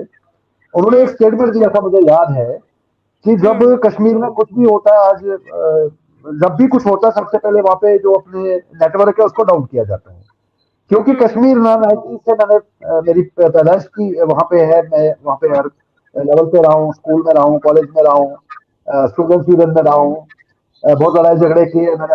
हम भी तो माइनॉरिटी में रहते थे। सतीश चिक्कू जिसके बारे में हम डिबेट कर रहे हैं वो भी तो माइनॉरिटी में रहता था। हम क्यों अपने पैरों पर खड़े नहीं हो रहे हैं? हम आज की डेट में अपने आप को बोलते हैं कि ऋषिकार गुंडे। अरे आवाज उठाओ ना, आज आपके पास सोशल मीडिया है। आज आप घर में बैठ के एक बटन के ऊपर माननीय प्रधानमंत्री जी को अपना मैसेज दे सकते हो। आज आप ट्विटर हैंडल से किसी को भी अपने जो इश्यूज है वो एड्रेस कर सकते हो। परिस्थिति हम हमेशा बार बार कोसते हैं कि 90 में ये हुआ, 90 में वो हुआ। छोड़िए, that is the past, let us talk about the future. अगर ये लोग कैंपेन चला सकते हैं, मैं एक उदाहरण देता हूं अभी आपको। अभी इजराइल ने हमला किया ईरान के ऊपर, कितने लोग वहां सड़कों पे निकले, कितनी प्रार्थनाएं वहां पे मस्जिद में हुई, कितने लोग झंडे लेके निकल गए वहां पे ईरान पे, कितनी हमारी जो वहां की मेजोरिटी कम्युनिटी की लेडीज है सड़कों पे आ गई और माननीय प्रधानमंत्री जी से अपील करके वीडियो सोशल मीडिया पे हाईलाइट कर दिया, वायरल कर दिया, और इंडियन गवर्नमेंट ने स्पेशल एयरक्राफ्ट भेजे गए। यही हुआ था जब पीछे रशिया ने क्या बोलते हैं यूक्रेन पे हमला किया था, वहां पे हमारे बच्चे पढ़ते थे, कैसे इवेक्टिवेट किया, स्पेशल प्लेन भेजे गए जयशंकर जी ने यहाँ से। तो मुझे बताइए कि जब आज हमारे पास में एक हथियार है, मैं ये नहीं बोल रहा हूँ आप बंदूक उठाइए, मैं नहीं बोल रहा हूँ आप ग्रेनेड चलाइए, मैं नहीं बोल रहा हूँ आप मिलिटेंट बनिए। जब आपके पास में एक बटन, आप सुबह से लेकर शाम तक 400 से प्लस तो हमारे समाज के व्हाट्सएप ग्रुप है, उसमें क्या गोस्टिंग चलती रहती है, एक दूसरे की लेग पुलिंग, इसने ये बोल दिया तो इसके काम कैसे खींचूं, उसने ये बोल दिया। तो ये उन लोगों के लिए मैसेज मैं आपके माध्यम से देना चाहता हूँ कि अगर आज की डेट में वहां के मोहम्मदन इस चीज को प्रमोट कर रहे हैं, उस लड़की का स्टेटमेंट जो उसको दिलवाया गया है, जो कि एक क्राइम है, अगर उसने पुलिस के सामने या जज के सामने स्टेटमेंट दिया कि मैंने अपनी मर्जी से इस्लाम कबूल किया है, मैंने अपनी मर्जी से शादी करी है, फिर 4 दिन बाद उसके माँ बाप कैसे बोलते बोलते मेरे माँ बाप को भड़काया गया है, ये कौन पीछे से ये वायरल डाल रहा है? और आज की डेट में आप देखोगे सोशल मीडिया पे, यूट्यूब में, तो हमारे समाज के लोग क्यों नहीं काउंटर कर पा रहे इस चीज को? मैं आपके माध्यम से 4 वीडियो बना चुका हूँ, फेसबुक पे डाल चुका हूँ, अपने समाज के ग्रुपों में डाल चुका हूँ। तो बाकी लोग जब खरीदे में डर लगता है क्या उनको? Rakesh ji, sorry to interrupt you. एक होती है मंशा, हम लोगों की मंशा ही नहीं है। यस, आप जो कह रहे हैं ना, कि ये क्यों नहीं कर रहे, क्योंकि मंशा ही नहीं है। हर कोई बंदा अपने अपने कंफर्ट एरिया में एसी में बैठा हुआ है। व्हाट्सएप ठीक है, मशीन है, व्हाट्सएप कौन देख रहा है? कुछ भी लिख लिया, कुछ भी टाइप कर लिया, गॉसिप कर लिया उस बात पे। टाइम पास करना है ना, टाइम पास करना है बेसिकली। मंशा होनी चाहिए ना सर, एक इनिशिएटिव के लिए मंशा होनी चाहिए। मैम अभी एक एग्जांपल देता हूं मैं आपको। 2022 तक तो मुझे लगता है अकोमोडेशन की कोई बात हो ही नहीं रही थी। सिर्फ हमें घुमाया जा रहा था, हाँ जी जमीन देख रहे हैं, देखेंगे, देख लिया है, ये हो रहा है, वो हो रहा है, इससे बात हो रही है, उससे बात हो रही है। राहुल भट्ट के बाद जब एक एजुटेशन हुई, सबने मिलके एक नारा लगाया कि नहीं भैया रिलोकेशन, हमें रिलोकेशन चाहिए, कश्मीर में रहना ही नहीं है अब, ठीक है, हमारे लिए माहौल सही नहीं है, रिलोकेशन चाहिए। तब इनको याद आया, नहीं जी इनको एक लॉलीपॉप दे दिया जाए अकोमोडेशन का। जी जी बताइए क्या क्या चाहिए आपको। तब जब हम सारे यूनानिमसली एक ही आवाज में एक ही चीज मांगते हैं, तब जाके किसी की जू रेंगती है। यहाँ पे हमारे साथ ये दिक्कत है। अच्छा मैम एक और बात बताता हूँ, अभी क्योंकि मेरा फॉलोअप चल रहा है एग्जामन को लेकर, जिसमें राकेश जी हमारा पूरा पूरा सपोर्ट कर रहे हैं। तो हम जब एक लेटर लिखते हैं ना, या किसी डिपार्टमेंट को भेजते हैं कि ये ग्रीवियंस है सर, इसको देखिए, उस रिप्लाई का मतलब उस लेटर का रिप्लाई ही नहीं आता, या अगर आता भी है तो 1.5-2 महीने बाद आता है। यही मैं बार बार बता रहा हूँ आपको, क्यों मैं बता रहा हूँ कि हमारी मंशा ही नहीं है, ना ही सरकार की मंशा है कि पर्टिकुलर ग्रीवेंस को प्रॉपरली सॉर्ट आउट किया जाए। अगर रिप्लाई आता भी है तो मिनिमम महीना 1.5 महीने के बाद आता है, तब तक ये वो मामला खत्म हो चुका होता है। ठीक है, तो ये दिक्कतें हैं मैम। तो आप कैसे उम्मीद करोगे कि जी एक चीज मैं और ऐड करना चाहूंगी, जैसे राकेश जी ने कहा कि सोशल मीडिया की पावर है, आपको पता है हम लोगों की सबसे बड़ी पावर क्या है जो हम कभी रियलाइज नहीं करते हैं?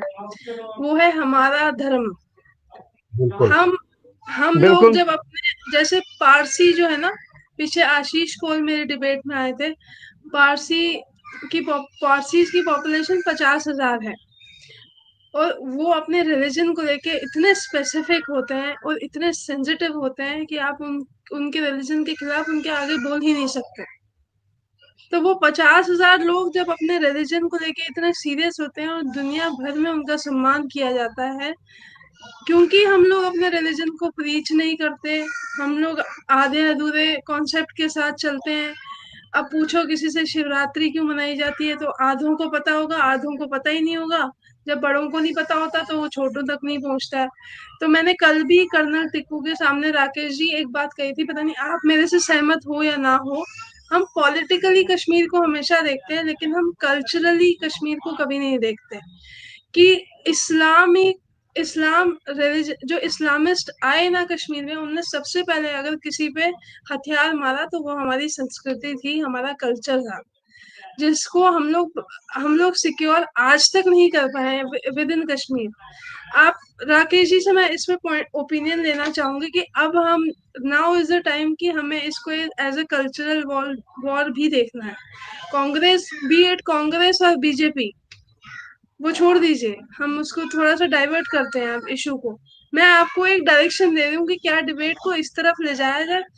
कल्चरल वॉर क्यों नहीं है? क्योंकि हमारे डॉक्यूमेंट्स, हमारी किताबें, हमारे ग्रंथ सब जलाए गए थे, और हम कहते हैं हम पहले की बात नहीं कर रहे, लेकिन पहले की ही चीजों का इम्पैक्ट हम आज तक देख रहे हैं और आज तक भुगत रहे हैं। तो मुझे आप बिल्कुल। बताइए, जो कल्चर हम जो है ना, कल्चर को हम सिक्योर, हम मिक्स हो गए वहां पे, क्योंकि 200 250 300 परिवार है, वो कहीं ना कहीं आके आप, अगर मैंने आपको बताया था, मैंने तुलमुल में मैक्सिमम तो मुस्लिम्स है कि कश्मीरी पंडित तो मिनिमम वो पॉपुलेशन में वहां पे थे। तो हम लोग जब अपना कल्चर ही प्रीच वहां पे जाके नहीं कर रहे हैं, हम लोग, कितने लोग अपने गांव जाते हैं, अपने कुल देवियों के पास जाते हैं, कुल देवताओं के पास जाते हैं, हम लोग वो भी नहीं कर पाते हैं, तो हम कैसे मतलब सरवाइव करेंगे? क्योंकि हम लोग जो बाहर हैं, जो कश्मीर में नहीं है, वो एक हमारे पता ही नहीं है। कर्नल टिक्कू को कितनी चीजें नहीं पता था। आप राकेश जी टच में रहते हैं तो आप सपोर्ट करते हैं, लेकिन कितने कश्मीरीज हैं जिनको यही नहीं पता कि वहां पे 300 या 250 परिवार हैं जो सरवाइव कर रहे हैं अपने बलबूते पे, जैसे तैसे भी कर रहे हैं। तो अब क्या हो रहा है, क्योंकि हम कॉन्टिन्यूस डिबेट कर रहे हैं, तो हम नॉन कश्मीरी सबको घुसा के बताने की कोशिश कर रहे हैं कि यार सपोर्ट हैंड एक आदमी, एक राकेश हंडू अकेला नहीं कर सकता, एक आशीष राजदान अकेला नहीं कर सकता, एक रोहित रैना अकेला नहीं कर सकता है। तो mass population who can support the culture also, क्योंकि कल्चर से ही हमारी बाहर पहचान है। हम कश्मीरी हैं, हम अठोल लगाते हैं, हम डेजोल पहनते हैं, हम फैरन पहनते हैं, ये सब हमारी पहचान है, और हमारी चीजें नॉन कश्मीरीज खरीदते हैं। बिल्कुल। अब आप मेरे को बताइए, इसे कल्चरल वॉर की तरह आप हम देखें कि नहीं देखें? कांग्रेस और बीजेपी तो कुछ करेगी ही नहीं, वो तो छोड़ दीजिए, पॉलिटिक्स कभी हमें बचाएगी नहीं, लेकिन अगर हम अपना कल्चर अपने स्लीव्स पे पहन के चले तो क्या ये पॉसिबल है कि ये लोग सरवाइव कर पाएंगे वहां? नहीं देखिए, आज वहाँ पे मैं एक चीज जो खुशी की बात है कि जो अब थोड़ा बहुत वहाँ पे काफी टाइम के बाद, क्योंकि मैं भी 35 साल से बड़ा एक्टिविज्म में हूँ, हर चीज को बड़ा कीनली और ऑब्जर्व करता हूँ और टच में भी हूँ, चाहे वो पीएम पैकेज वाले हों, चाहे वो नॉन पीएम पैकेज वाले हों। वहाँ पे अनफॉर्चुनेटली क्या रहा है कि मैंने कुछ यूट्यूब चैनल पे देखा है, जो हमारे वहाँ पे नॉन पीएम पैकेज एम्प्लॉयज है जिनकी हम बात कर रहे हैं, 700-800 परिवार है वहाँ, जहाँ जिनकी वहाँ पे सरपरस्त संजय टिक्कू जी कर रहे हैं। मैं उनके भी टच में रहता हूँ, वो भी काम कर रहे हैं वहाँ पे, अपने लेवल पे कर रहे हैं, लेकिन वो बड़े साइलेंटली काम करते हैं, वो ज्यादा हम्म। शोर नहीं उठाते हाँ हैं। हाँ। चाहे वो न्याय रैना वाला केस हो, वहाँ पे पीएम पैकेज वाले बच्चे भी बहुत अच्छे काम कर रहे हैं। अनफॉर्चुनेटली क्या हुआ है कि जब वहाँ पे हमारे 2010 या 2011 के बाद जब पीएम पैकेज आया, तो हमारे जो वहाँ पे जो लोग हैं, जो जिनको मैं नॉन माइग्रेंट्स कहता हूँ, तो उन्होंने अपनी ना बॉन्डिंग नहीं बढ़ाई लोगों के साथ में। आप ये बताइए कि हाँ। आज अगर वहाँ पे श्रीनगर शहर की बात करो, वहाँ पे डाउनटाउन में भी कुछ मेरे खुद रिलेटिव परिवार हैं, उनसे मैं कभी पूछता हूँ कि क्या अभी आप वहाँ पे जैसे जाते हो, चाहे वो जीठीओर है, हमारे वहाँ पे मंदिरों में आए दिन हवन होते हैं, तो आप वहाँ पे पीएम पैकेज वाले भी कश्मीरी पंडित ही है और जो नॉन पीएम पैकेज वाले वो भी कश्मीरी पंडित है। कश्मीरी पंडित है। पीएम पैकेज वाले तो बेचारे माइग्रेशन के बाद में वापस चले गए, इकोनॉमिक पैकेज के नाते वहाँ पे गए, जॉब कर रहे हैं। आप लोग कई मजबूरियों की वजह से अपना क्या बोलते हैं, अपना घर बार नहीं छोड़ पाए, तो सिचुएशन तो दोनों की वैसा वैसा रही है। कोई मजबूरी में नहीं, सब लोग मजबूरी में निकल पाए, कुछ लोग नहीं निकल पाए। तो हमारी आपस में इंटर कम्युनिटी बॉन्डिंग क्यों नहीं है वहाँ पे? हम हाँ इसके लिए वहाँ पे मैं आपके माध्यम से संजय कपूर जी से भी निवेदन करता हूँ, और जितने भी हमारे वहाँ पे पीएम पैकेज के, चाहे मटन की एसोसिएशन है, चाहे वो बारामूला की एसोसिएशन, ये भी एक विडम्बना है। अब ये देख लिया, एक एक कैंप में हमारी 2-2 एसोसिएशन हो चुकी है। अब आज की डेट में मैं आशीष जी को बोलता हूँ, आशीष जी आज जबल में एक्टिव है, तो इन्होंने अभी सिर्फ अपनी इसको एक्टिविज्म को करने के लिए और परसुएट करने के लिए गवर्नमेंट ऑफ जम्मू कश्मीर से एक संस्था बना दी, जिसका नाम इन्होंने रखा है जमन वेलफेयर, जो आपकी स्क्रीन में भी आ रहा है। तो वहां पे अपवास वाले परसों पहुंच गए, एक अलग ऑर्गेनाइजेशन है हमारे इंदिरा नगर में। जो शहर के लड़के हैं वहां पे भी 2 ग्रुप है, वो ना कुछ करते ना कुछ करने देते, खाली फोटो खींचने पहुंच गए परसों डीसी साहब के पास। बाद में जब मैं उनसे सवाल पूछता, मुझे बोलते हैं कि जैसे मेरा नाम उन्होंने रखा है, पता नहीं क्या चाचा नेहरू रखा है, भगवान जाने, चाचा चौधरी, तो चाचा चौधरी ग्रुप में डाल दिया। अरे तो चौधरी हो, तुम कर क्या रहे थे 14 साल से वहां पे? मैं उन चौधरी से पूछता हूँ, जैसे सही बताया आशीष ने, अगर आज जमन की कंस्ट्रक्शन वहां पे हो रही है, it is on the sacrifice of Rahul Bhatt. जब गवर्नमेंट ऑफ जम्मू को कश्मीर को पता चल गया कि we can not leave them to the mercy of TRF, तो उन्होंने एक कंस्ट्रक्शन शुरू कर दी। कम से कम जो बाकी कैंपों में, कम से कम रात को तो आराम से सोए बेचारे। कम से कम कोई भी बुरहान वाली वाला कांड हुआ वहां पे तो ट्रांजिट कैंपों पे हमले किए गए, वहां पे तो इनको बाहर नहीं निकलने दिया जब ये वहां से अपनी जान बचा के निकलना चाहते थे। लेकिन कम से कम सेफ तो थे। जो 90s में हमने देखा कि हम लोगों ने उस टाइम पे गवर्नमेंट जब जगमोहन की गवर्नमेंट थी, मैं आपके माध्यम से अपने समाज को बोलना चाहता हूँ, सबसे बड़ा प्लंडर हमने जो किया, हमने अपने भाई ने भाई से नहीं पूछा। उस टाइम पे मैं ग्राउंड में एंटीमीटर से ऑपरेशन में अपीलें कर रहा था कि भैया एक जगह रहो, आपको जाके पुरखू में रहने की जरूरत नहीं है। 40 डिग्री 45 डिग्री के टेम्परेचर में आपको हम अनंतनाग में कैंप बना देंगे, आपको हम बारामूला में कैंप बना देंगे, हम आपको श्रीनगर में प्रतापगढ़ पे कैंप बना देंगे, वहां पे हम आपको सिक्योरिटी देंगे, हर फैसिलिटी देंगे। लेकिन हमारे समाज को पसंद था, हम जाएंगे मिश्री वाला, हम जाएंगे पुरखू, हम जाएंगे मुट्ठी, वहां पे सांप के डसने से भी कितने लोग हमारे मर गए, कितने सनस्ट्रोक से मर गए। लेकिन तब भी हमारी यूनिटी नहीं थी। मैं आपको बता रहा हूँ, मेरे समाज को मिर्चियां लगेगी मेरा सुन के, क्योंकि मैं सच बोलता हूँ, सच्चाई बोलता हूँ, और ग्राउंड पे काम किया हुआ मैंने। तब हमने तरले किए, तब हमने हाथ जोड़े, हमने बोला सिलेक्टिव किलिंग हो रही है, मास किलिंग नहीं हो रही है कश्मीर में। हमें वहां पे बाद में वो कांड हुए, जो बंदामा हुआ या नाजीमर्ग हुआ या सती सिंहपुरा हुआ, वो बाद में हुआ। उनको भी हम निकाल के अपने कैंपों में रख सकते थे उस टाइम पे। आज जम्मू कश्मीर की परिस्थिति डिफरेंट होती, मैं बता रहा हूँ। जो लोग ये बकवास कर रहे हैं कमरों में बैठ के, उनको ये समझना चाहिए ग्राउंड रियलिटी वहां पे क्या है। आप जाते नहीं हो क्या वहां पे टूरिस्ट बन के? आप जाते नहीं हो क्या वहां पे जिक्र में रहने के लिए? आप महीना महीना, मैंने कई लोगों को पूछा, वो बोलते हैं स्मारक ड्राइव नगर रटान कामर आशिबियाला रटन नामल शासन अगर जेजीबीएमओ तक्षण तापोर रहते ये पनाह शासन ऐसे बिल देशना तावल जेबी सुपावर का वो ऐश करने जाते हैं। फिर जब टनल क्रॉस करते हैं बोलते पीएम पैकेज वाले क्या कर रहे हैं वहां पे। ये विडम्बना है हमारे समाज में, मैं सच्चाई बोल रहा हूँ आपको। आप जाओ इंदिरा नगर देखो, आप जवाहर नगर देखो, आप कितने लोग वहां पे किराए के मकानों में इस टाइप पे रह रहे हैं, 3 महीने 4 महीने दरबारों की तरह, और आते हैं। अब उनसे पूछो भाई तुम जब जाते हो वहां पे, कोई बात नहीं जाओ आप। मेरे फादर भी जब गर्मी नहीं सहन कर पा रहे थे जम्मू के मकान में, मेरी मदर जाती है हर साल, हमने रामबन में एक कमरा ले रखा है, मदर वहां पे नहीं टॉलरेट कर पा रही है, वो 4-5 महीने वहां पे रहती है। मेरे फादर जब तक जिंदा थे वो वहां जाते थे, क्योंकि नहीं कर पा रहे थे टॉलरेट, वो रामबन जाते थे, वो कश्मीर नहीं जाते थे। अभी भी मेरी मदर रामबन में है, मेरा ब्रदर है वहां पे गवर्नमेंट एम्प्लॉय, मेरी सिस्टर है वहां पे, वो जाते हैं वहां पे। मैं भी जब जम्मू जाता हूँ, मैं मदर के पास जाता हूँ, 2-3 दिन रहता हूँ वहां पे रामबन में। कहने का मतलब ये है कि आप जब वहां पे जाके इंदिरा नगर में जाके किराए के मकानों में रहते हो, 4-4-5 हजार रुपए देते हो, फिर जम्मू आके बोलते हो इसी कश्मीर कैसा है खतर, क्योंकि वहां पे मौसम बहुत बढ़िया है। जम्मू में रहेंगे एक तो पावर कट है, और जम्मू में रहेंगे तो बिजली का बिल आ जाएगा 15,000 रुपए का। ये विडम्बना है हमारे समाज में। मैं कुछ ऐड करना चाहता हूँ मैम। देखिए, जो आपने कल्चरल एक पैरामीटर कहा ना कि कल्चरली हम वॉर तो है, दैट इज फॉर श्योर, और वो आज का नहीं है, वो कब से चल रहा है, हेल्थ। हम्म। वो चल ही रहा है और वो चलता रहेगा। मुझे लगता है जब तक ये चलता रहेगा। बट स्टिल मैं आपकी एक इंफॉर्मेशन के लिए कुछ एक बात शेयर करना चाहता हूँ। हम्म। इंदिरा नगर में अभी हालांकि हम लोग सारे रेंट पे ही हैं, बट आपको जान हम्म। के बहुत अच्छा लगेगा और खुशी भी होगी। एक पर्टिकुलर ऑर्गेनाइजेशन है जो गीता क्लासेस के माध्यम से हाँ, बच्चों को, छोटे मुझे छोटे पता बच्चों है। को गीता जी पढ़ा रही हैं। हाँ, मुझे ठीक पता है, है। तो ऐसा कुछ इनिशिएटिव चल रहा है और ऐसे हम्म।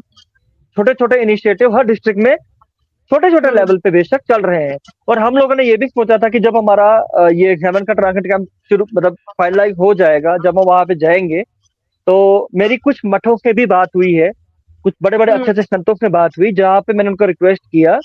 नॉर्मल एक कम्युनिकेशन हो रहा था, तो मैंने उनको कहा था कि एक क्यों ना एक एक एक कल्चरल एक पाठशाला टाइप वहां पे एक रखी जाए, जहाँ पे आप गीता जी या जो भी हमारा धर्म का जो भी है, जैसा भी है, वो बच्चों को सिखाया जाए। ठीक है, देखो, मैं तो उनमें से जी हाँ, मैं इसमें आपको एक आइडिया दे सकती हूँ। पूरे जी जी बोलिए मैम। देश में इस समय पे गुरुकुल के लिए सरकार फंड्स देती है।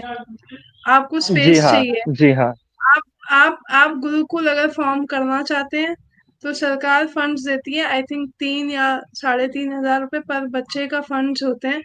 और बहुत सारे लोग जी जो है इस समय पे गुरुकुल चला रहे हैं। और कश्मीर को एक्चुअली अब हिंदूज की और एक्चुअल सनातन धर्म की जरूरत है, क्योंकि जो वहाँ के हालात हैं, जो वहाँ के जो उस लड़के ने मेरे को मैसेज में लिखा ना कि Kashmir has become a funny place, यहाँ पे कुछ भी होता है। सो दैट कुछ भी होता है विल बिकम अगेन। यार, पहले लोग, अगर राकेश जी तो पुराने हैं, हम लोगों से तो बड़े ही हैं, मेरे से तो बहुत बड़े हैं, मेरे फादर की साथ में थे। तो मुझे जो अभी पता चलती हैं चीजें, कितने बड़े बड़े आर्टिस्ट म्यूजिशियंस कश्मीर जाते थे बिल्कुल मैम। मेडिटेशन करने के लिए। बिल्कुल बिल्कुल बिल्कुल। और हम लोग अभी जब रिसेंटली मैम अभी रिसेंटली एक इवेंट हुआ था यहाँ टैगोर हॉल में, अभी 2-3 दिन पहले, जहाँ सुमन पंडिता मैम ने परफॉर्म किया। It was art and culture from Rohit Rana TRN, Mata hmm. Laleshwari पे। तो हम्म। पहले पहले क्या होता था, वो हॉल खाली रहता था, इतना नहीं होता था। बट जैसे हम लोगों ने, जब ये नेहा रैना के इंसिडेंट के बाद हुआ है ये, हम्म। हम हम्म। लोग परसुएट कर रहे हैं लोगों को कि आप आओ, निकलो, बच्चों को सिखाओ कल्चरली वो क्या थे, ललेश्वरी क्या थी। आप यकीन नहीं बिल्कुल करोगे, उस टाइम पे मैंने वो लाइव चला दिया। जितने भी पीएम पैकेज ग्रुप थे वहां पे लाइव चल रहा था वो, कि हम्म। लोग देखे, थोड़ा समझे रूट क्या थे। अपार्ट फ्रॉम दिस, हाँ, ये एक हमारी वीकनेस अभी जरूर ये है कि अभी हम लोग स्कैटर्ड हैं, अलग अलग लोकेशन में। कोई जवाहर नगर रह रहा है, कोई राजबाग रह रहा है, कोई शिवपुरा, कोई कहीं कहीं कहीं। तो अभी कहीं ना कहीं हम स्कैटर्ड है, बहुत सारी चीजें इंप्लीमेंट हो नहीं पा रही हैं। तो बट हाँ, ये मैंने तो ये सोच के रखा है, बाकी मुझे नहीं पता कौन कहाँ क्या होगा, भगवान की क्या इच्छा रहेगी, कैसे करवाएगा। एक बार जब हमारा एक ट्रांसिट कैंप एस्टेब्लिश हो जाएगा, चाहे उसके लिए मुझे मरना पड़ जाए, ये गुरुकुल, और कहीं ना कहीं मैं कोशिश करूंगा जितना भी जो हमारे सीनियर हैं जो वहां रहते हैं अभी, जैसे हर गर्मियों में क्या होता है, पेरेंट्स आते हैं, उन पेरेंट्स से मैं रिक्वेस्ट करूंगा बाहर निकले, मंदिर जाए, मंदिर में बच्चों को पढ़ाए कि क्या कल्चर था। ये मैं स्पेशली करूंगा, वो लिटरली करूंगा। अभी एंड गीता मेरी गीता मजबूरियां हैं। Gita is not about kirtan, and Gita is all about नहीं वॉर। नहीं नहीं, create it is about warrior. War, but लोगों को समझ तो आए, कल्चर तो समझ आए पहले। अभी रूट की नहीं पता। यहाँ पे बच्चा स्कूल जाता है सुबह, वापस आता है 3 बजे, फिर ट्यूशन जाता है, फिर वापस आता है। बच्चा बाहर खेलने को नहीं निकलता, क्यों? क्योंकि डर है, पता नहीं क्या होगा, कैसे हो जाएगा, कहाँ जाएगा। यहाँ तो निकल ही नहीं पा रहा ना बच्चा। जम्मू में हम लोग, मेरी डॉटर है, आप यकीन नहीं करेंगे, अभी वो 2-2.5 साल की है, शी इज एक्सट्रीमली एक्टिव।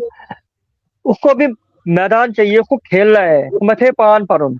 मगर दिक्कत ये है कि मैं उसको छोड़ू तो छोड़ू कहाँ, लेके कहाँ जाऊं। अब बिल्कुल जगह ही बिल्कुल। नहीं है। क्या और होता है, मुझे हर 2 महीने में, 3 महीने में मैं अपनी वाइफ को रिक्वेस्ट करता हूँ, चल यार सीतू, तुम इसको जम्मू ले जाओ, वहां पे थोड़ा फ्री हो जाएगी, दादा दादी के पास रहेगी, कुछ सीखेगी। तो hmm. There is a lot of jingling in our minds. वो चीजें मैम ऐसी हैं जो नहीं हो रहा। बट हाँ, एक विडंबना ये है, जम्मू में जहां उनको वो माहौल मिलता है, बहुत सारी फैमिली है जो बिल्कुल ही कंजर्वेटिव है, अपने बच्चों को सिखा ही नहीं रही, पढ़ा ही नहीं रही कि क्या हम्म। था, रूट क्या थे, हम क्या क्या फेस्टिवल्स मनाते थे। मुझे लगता है उनको पहले समझने की जरूरत है। यस। कल्चरली हम लोग तो यहाँ कोशिश करेंगे ही करेंगे, कश्मीर में है तो डेफिनेटली जो हम करते थे, जो हम करते आ रहे थे, उसको हम कोशिश करेंगे कि वो दोबारा से जीवित हो, वो संस्कार जीवित हो, वो कल्चर जीवित हो। बट जो ऑलरेडी फ्री है अभी इस माहौल से, वो ये चीजें क्यों नहीं कर रहे? उनको तो पता ही नहीं है। मैं दिल्ली में था मैम, 2014 से लेके 2017, 13 से 17 तक आई वर्क इन दिल्ली। पहले एमएनसी में जॉब किया, उसके बाद एक इमिग्रेशन फर्म में जॉब किया till I got my appointment इन श्रीनगर। तो वहां पे जब मैं कश्मीरी पंडितों से मिलता था, क्योंकि एक सर्कल बन जाता है, और कश्मीरी का एक ऐसा है ना, वो समझ आ जाता है अच्छा ये कश्मीरी है। हम उनको बोलते थे अच्छा हेरत के लिए हम जम्मू जा रहे हैं। अरे जम्मू यार, ऐसा क्या हो गया यार, इधर ही मनाओ यार। उनको पता ही नहीं है बेसिकली कि हुआ क्या है क्या। जो लोग बच्चे बाहर हैं, हम वो लोग तो दे ही नहीं पा रहे ना। बहुत कम फैमिलीज हैं जो वाकई में इम्बाइब कर रहे हैं अपने बच्चों में कल्चर, सिखा रहे हैं उनको। But majority of the chunk I don't feel they are giving anything. बस पढ़ाई पढ़ाई पढ़ाई पढ़ाई पढ़ाई के साथ साथ थोड़ा सा तो टच दो। थोड़ा सा तो दादा दादी का फर्ज है ये, बिल्कुल। थोड़ा सा तो टच दो। वो दे ही नहीं रहे। उस हिसाब से तो मैं कहता हूँ कि ma'am we are enough lucky that we are in Kashmir, at least we are trying to give something to our children. मैं यस। सुबह उठता हूँ, पूजा करता हूँ, मैं अपनी मेरी बेटी साथ में बैठी होती है। बेशक उसको पूजा पाठ का भी पता नहीं है, फिर भी गणेश जी या कृष्ण भगवान हाथ में लेके घूम रही होती है पूरे घर में। उसको पता है कि नहीं कुछ तो ऐसा है और मेरी जरूरत है, मुझे ये देना पड़ेगा। बाहर के लोग ऐसा क्यों नहीं कर रहे, और हमारी कम्युनिटी के लोग ऐसा क्यों नहीं कर रहे? तो ये लोग तो कन्नी काट रहे हैं। हम लोग इंटरनली वीक है, हम लोग दे ही नहीं रहे हैं अपने बच्चों को। जो मेरे फादर हैं, अगर उन्होंने मुझे कुछ बताया नहीं होता कि हाँ भाई हेरत कुछ होती है, पान कुछ होता है, या नरम खत्म क्या होती है, या बाकी जो फेस्टिवल्स हैं, चंदन षष्ठी क्या होती है, तो मुझे भी नहीं पता लगता ना। बहुत सारे, मैं आपको आई कैन बेट, बहुत सारे बच्चों को अगर आप पूछोगे ना कि चंदन षष्ठी क्या है, एक बच्चा जवाब नहीं दे पाएगा। तो ये गलती मैम हमारी खुद की है। It is not about cultural war, it is the war with in us, because we are not able to give and preach and teach our children what actually our culture was, how rich our culture was. So it is our fault ma'am first. बाकी चीजें तो ma'am होती रहेंगी। पारसी की example आपने दी थी, बिल्कुल, they are stick to their religion, they know what they are trying to preach to their children. तभी उनके यस। बच्चे बोल्ड हैं, उनको पता है कि नहीं यार हर कोई चीज पे आप कंपनसेट करो, अपने यहाँ पे नहीं। मुस्लिम्स अपने रिलीजन को लेके ऐसे हैं, वो अपना काम कर रहे हैं। कल कर्नल तिक्कू राकेश जी वही कह रहे थे मुझे कि वो अपना काम कर रहे हैं लेकिन हम नहीं कर रहे हैं। उनका जो काम है बिल्कुल नहीं वो कर रहे मैम। एक्सप्लेन कर दिया कि वो कैसे स्ट्रैटेजिकली कन्वर्जन करते हैं। और हम लोग जो है मतलब अभी बैठे हुए हैं आराम से देख रहे हैं कि हाँ कन्वर्जन हो रहा है और हो रहा है। और ये ऐसा नहीं है कि मुस्लिम्स ही ऐसा करते हैं, ऐसे क्रिश्चियंस भी हैं, बहुत सारे लोग हैं जो कन्वर्जन्स में बिलीव करते हैं और करते भी हैं। अब मैं राकेश जी से एक पूछना चाहूंगी, जैसे आशीष ने कहा कि 5 से 6 डेथ हुई है PM package employees Rahul Bhatt के साथ साथ 5-6 डेथ। तो इस पे क्या हुआ है? इन लोगों ने प्रोटेस्ट भी किया। वैसे हम कहते हैं कि हम प्रोटेस्ट नहीं करते हैं, तो एक्शन इसलिए नहीं होता क्योंकि हमारे अंदर कमी है। हम अपने आप को, तो ये हमारी एक अच्छाई भी है कि हम अपने आप को, अपने समाज को जल्दी जल्दी दोष देते हैं। लेकिन 5 से 6 डेथ पे जो प्रोटेस्ट इन लोगों ने किया, इन्होंने कहा हम जंतर मंतर तक भी पहुंच गए, हमने सोशल मीडिया पे भी कैंपेन चलाए, तो एक्शन कहाँ है? रिएक्शन कहाँ है? रिएक्शन, जनता में तो आक्रोश है, उसके बाद जो एडमिनिस्ट्रेशन है, जो गवर्नमेंट है, जो जो बाकी लोग हैं, जो पावरफुल लोग हैं, पावरफुल जर्नलिस्ट हैं, वो कहाँ पे होते हैं इस टाइम पे? वो आजकल तो व्हाट्सएप पे ज्यादा आपको मिलेंगे, या तो आप देखेंगे बड़े बड़े 3-3 पेज के लेख लिखेंगे, क्योंकि हम अंग्रेजी के मास्टर हैं। फुल स्टॉप कॉमा कहाँ लगाना है वो आप उनसे सीख लीजिए। मुझे आज तक नहीं पता, जब मैं अंग्रेजी लिखता हूँ फुल स्टॉप कहाँ लगाना है, कॉमा कहाँ लगाना है, कैपिटल कहाँ यूज करना है। तो मैं बताता हूँ आपको, जब इनका राहुल भट्ट के बाद में एजुकेशन शुरू हुआ था, मैं सल्यूट करता हूँ। आई थिंक मेरी लाइफ में I will be touching 60 now. When I left Kashmir I was around 22 years old. तो मैंने सुना था परवीन शरी के टाइम पे जो एजुकेशन हुआ था, तो पूरे वर्ल्ड को हिला दिया था कश्मीरी पढ़तू ने। एक यस। 2% पॉपुलेशन होने के बावजूद भी पूरे देश को, पूरे वर्ल्ड को हिलाना। तो अपनी यस। स्ट्रेंथ हमको हमको बेसिकली प्रॉब्लम क्या है ना, कि हमको अपनी स्ट्रेंथ का मालूम नहीं है। जिस दिन इस समाज को, मेरे समाज को ये पता चल जाएगा कि मेरी, इसको ना हम मार्केटिंग में बोलते हैं स्वॉट analysis, strength, weakness, opportunity and threat. जिस दिन वो SWOT एनालिसिस करेगा और कश्मीरी पंडित को पता चलेगा कि मेरे अंदर क्या पावर है, वो पावर उनको तब दिखी जब 99 में माइग्रेशन हुआ। मुझे याद है जब मैं कैंपों में जाता था तो कई कैंपों में ऐसे मैंने हालत देखा कि मतलब माता एक तरफ से स्टोव पे चावल बना रही है और दूसरी तरफ से बच्चे को पढ़ा रही है। ये हमारी, आज वो बच्चा इंजीनियर होगा, डॉक्टर होगा, पायलट होगा, या अमेरिका में होगा, कनाडा में होगा, तो लेकिन उस माँ ने कितनी सेक्रीफाइस दी कि उसने अपना घर बार छोड़ दिया, उसका सब कुछ उठ गया, बर्बाद हो गया, लेकिन टेंट में रह के भी 42 डिग्री टेम्परेचर में अपने को बच्चे पढ़ा रही है, बच्चों को पढ़ा रही है वो। तो ये हमारे संस्कार है, ये हमारे पूर्वजों ने हमको सिखाया है कि भाई पेन, जिस पेन की वजह से हमको रेलवे स्टेशन पे भीख नहीं मांगनी पड़ गई, कटोरा लेके किसके सामने दामन नहीं फैलाना पड़ गया, जो भी जम्मू से निकला या बॉम्बे चला गया या जयपुर चला गया, कहीं भी चला गया, whatever Kashmiri Pandit is today, it is because, and it is acknowledged everywhere. It is acknowledged by Prime Minister Modi also. It is acknowledged by जितने भी हमारे डिबेट में आते हैं बड़े बड़े टीवी चैनल पे, कि अगर आज कश्मीरी पंडित समाज खड़ा है, इवन जब ये कश्मीर फाइल हो रही थी, विवेक रंजन अग्निहोत्री ने, अनुपम खेर ने, सबने ही बोला ये समाज ऐसा है कि 7 बार छोटे खाने के बाद भी 8वीं बार फिर खड़ा हो गया। आज हमारे समाज के लोग अमेरिका में, पूरा वर्ल्ड का कोई कोना बताओ जहाँ कश्मीरी पंडित नहीं। It was the only strength of our pain. तो जिस दिन मेरा समाज ये अपनी स्ट्रेंथ को समझेगा और उस स्ट्रेंथ को कहते हैं ना सही तरीके से यूज करेगा, हमारे को कोई हरा नहीं सकता इस धरती पे। मैं ये आश्वासन दे सकता हूँ अपने समाज को, और आपके माध्यम से निवेदन भी करना चाहूंगा, वो ये है, जो परिस्थिति ऑन ग्राउंड है वहां पे, आफ्टर दिस पुलवामा जो निहारा रैना वाला केस हुआ है कि our daughters are being humiliated, harassed directly, तो मैं सारे पेरेंट्स से निवेदन करना चाहता हूँ कि जो हमारी वहाँ बच्चियां अनमेरिड है, सबसे पहले उनके ऊपर ध्यान रख लीजिए, उनकी शादियां कर लीजिए, अगर नहीं करनी है तो उनको जम्मू वापस बुला लीजिए, let them leave the jobs. हमारा समाज इस टाइम पे बहुत कम रह गया है, और अपने समाज को बचाइए। हमारे वहाँ काफी पीएम पैकेज के लड़के हैं जिनको शादियां नहीं मिल पा रही है, वो ओवर एज में हो रहे हैं, तो आपस में ये कम्युनिटी एक बॉन्डिंग बना ले।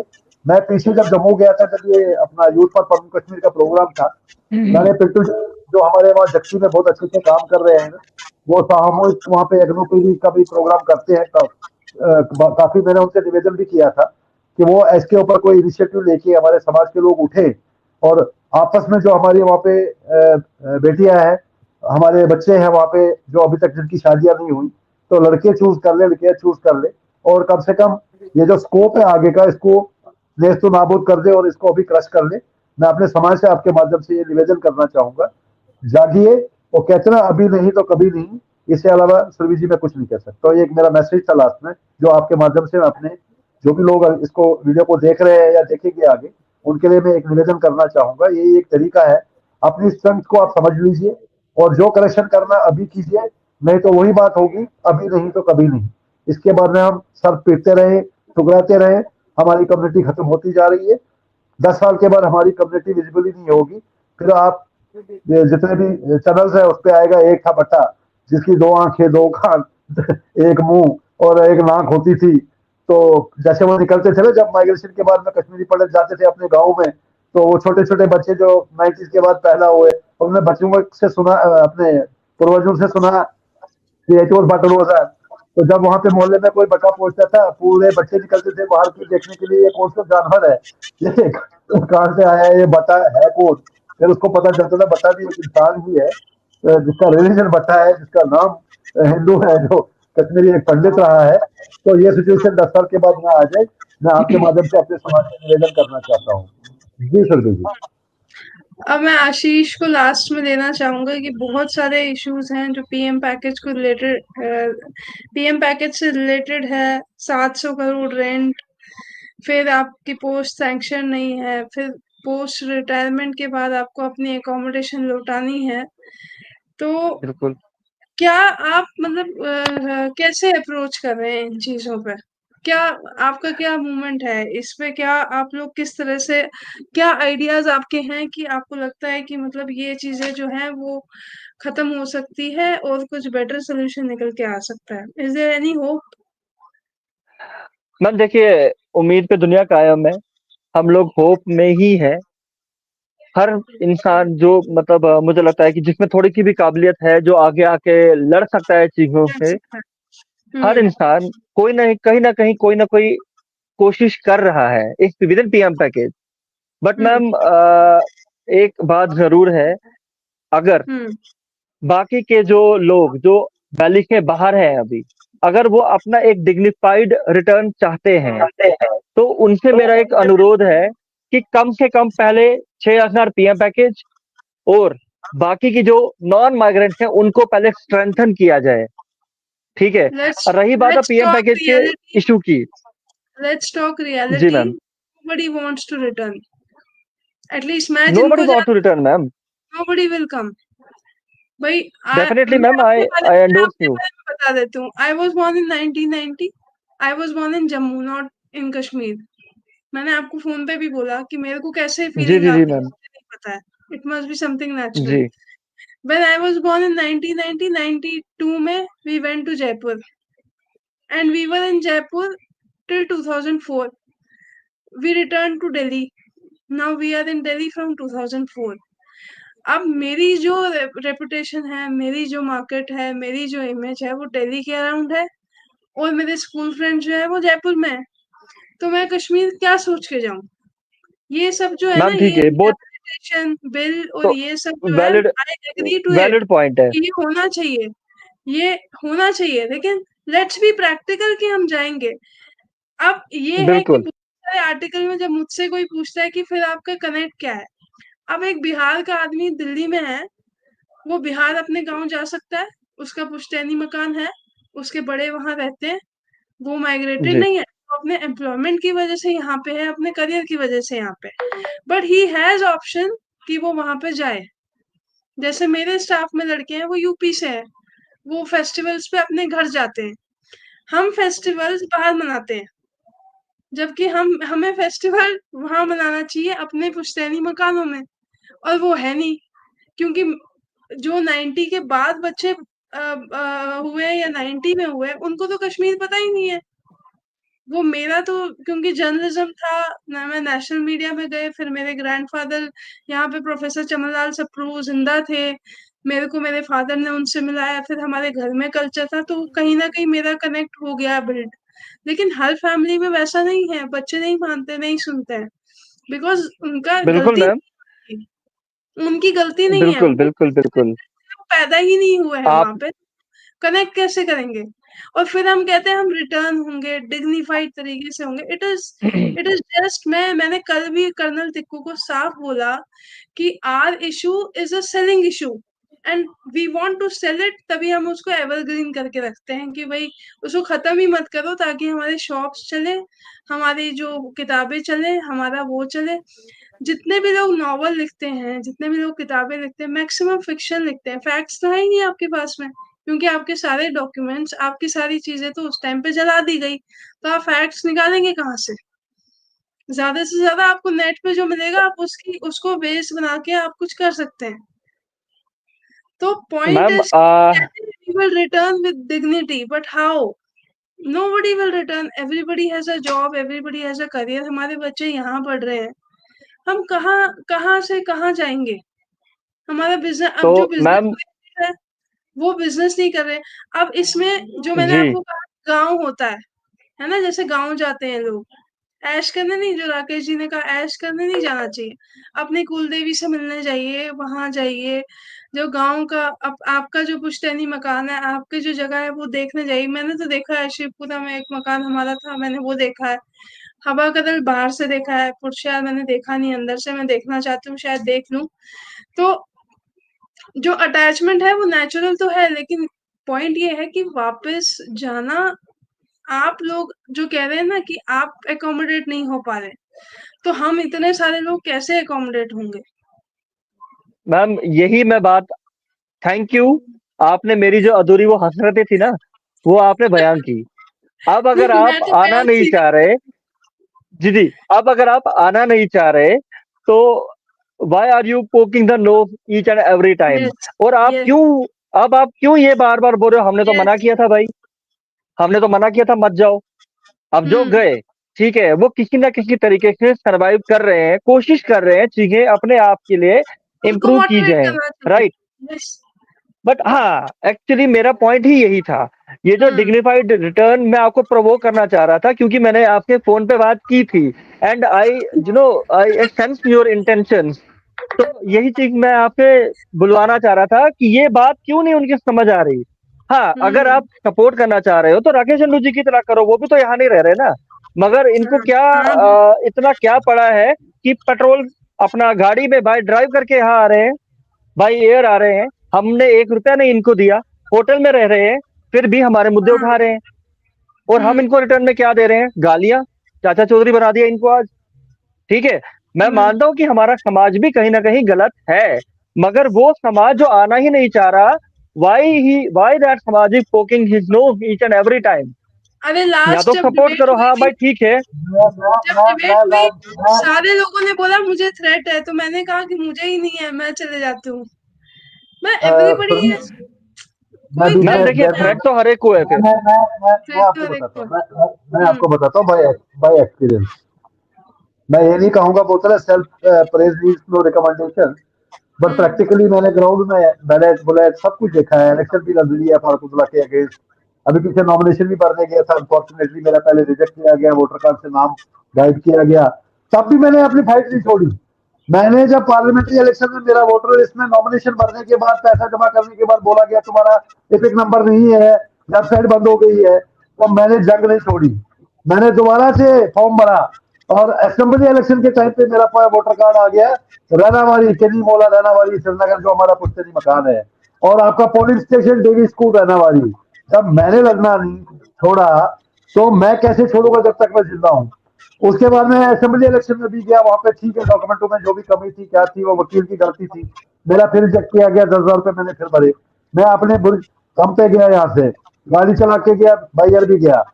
जैसे चीज बता रहा है, इन बच्चों ने मेरे को रिक्वेस्ट करी कि सर हम इंदिरा नगर में रह रहे हैं। मैंने बोला नहीं, मैं किसी की फैमिली को डिस्टर्ब नहीं करना चाहता हूँ। मैं वहीं इंदिरा नगर में रहा, होटल में रहा 10 दिन 15 दिन, दोनों बार। इससे पहले मैं बुलवाड़ पे रहा। मेरे को बताइए कि उसके बाद में ये जज्बा होता है, ये कम्युनिटी के लिए एक, बोलते हैं ना leaders are not produce, leaders are born. आज ये बकवास करी राकेश जा जी, रहे हैं। मैं राकेश एक जी, मिनट, लेट मी कंप्लीट। मैं आपको फिर भी आप बोल रहे हो ना कोई जाना नहीं चाहता है, मैं बोल रहा हूँ ना हमारे को 1990 से मैंने देखा है, हमें कहीं प्रोटेस्ट करनी होती थी शिव मंदिर पे, लोग नहीं आते थे। और मैं अनाउंस कर दूं हमको कल बाल्टी ने पहुंच रही है पंजाब से, लोग एक दूसरे का सर फाड़ते थे। आप जाइए, आप देखिए आज मंदिरों में क्या हाल है वहां पे। कल ही कई वीडियो आ रहा हो मेरे पास में, देखिए दमालो, वो वहां पे एक यूट्यूबर है, वो दमालो की तारीफ कर रही है, जहाँ पे हमारे राकेश कोल जो अपने आप को सरपंच बोलते हैं, जिनका परिवार खुद यहाँ पे जम्मू में रहता है, वो वहां से भाईचारा की आवाज कर रहे हैं।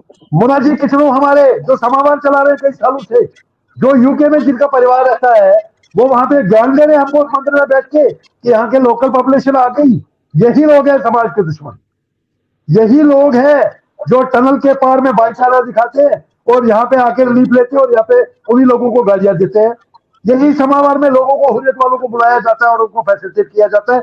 और कल मुझे वहां पे मंदिर से बड़ा, इस बात पे मेरा बड़ा डिबेट हुआ, मैंने कई फेसबुक पे डाले हैं वो वीडियोज, कि वो राकेश को जो अपने आप को बीजेपी का सरपंच बोलता है, रसरा का प्रेसिडेंट बोलता है, वहां उसको बोला अगर तू इतने सालों से वहां पे सरपंच है, तू वहां पे टटिया मना रहा है, स्वच्छ भारत अभियान चला रहा है, तूने जम्मू में क्यों रखा है अपना परिवार? आप अपने परिवार को ले जाइए ना, का ऑल इज वेल देयर।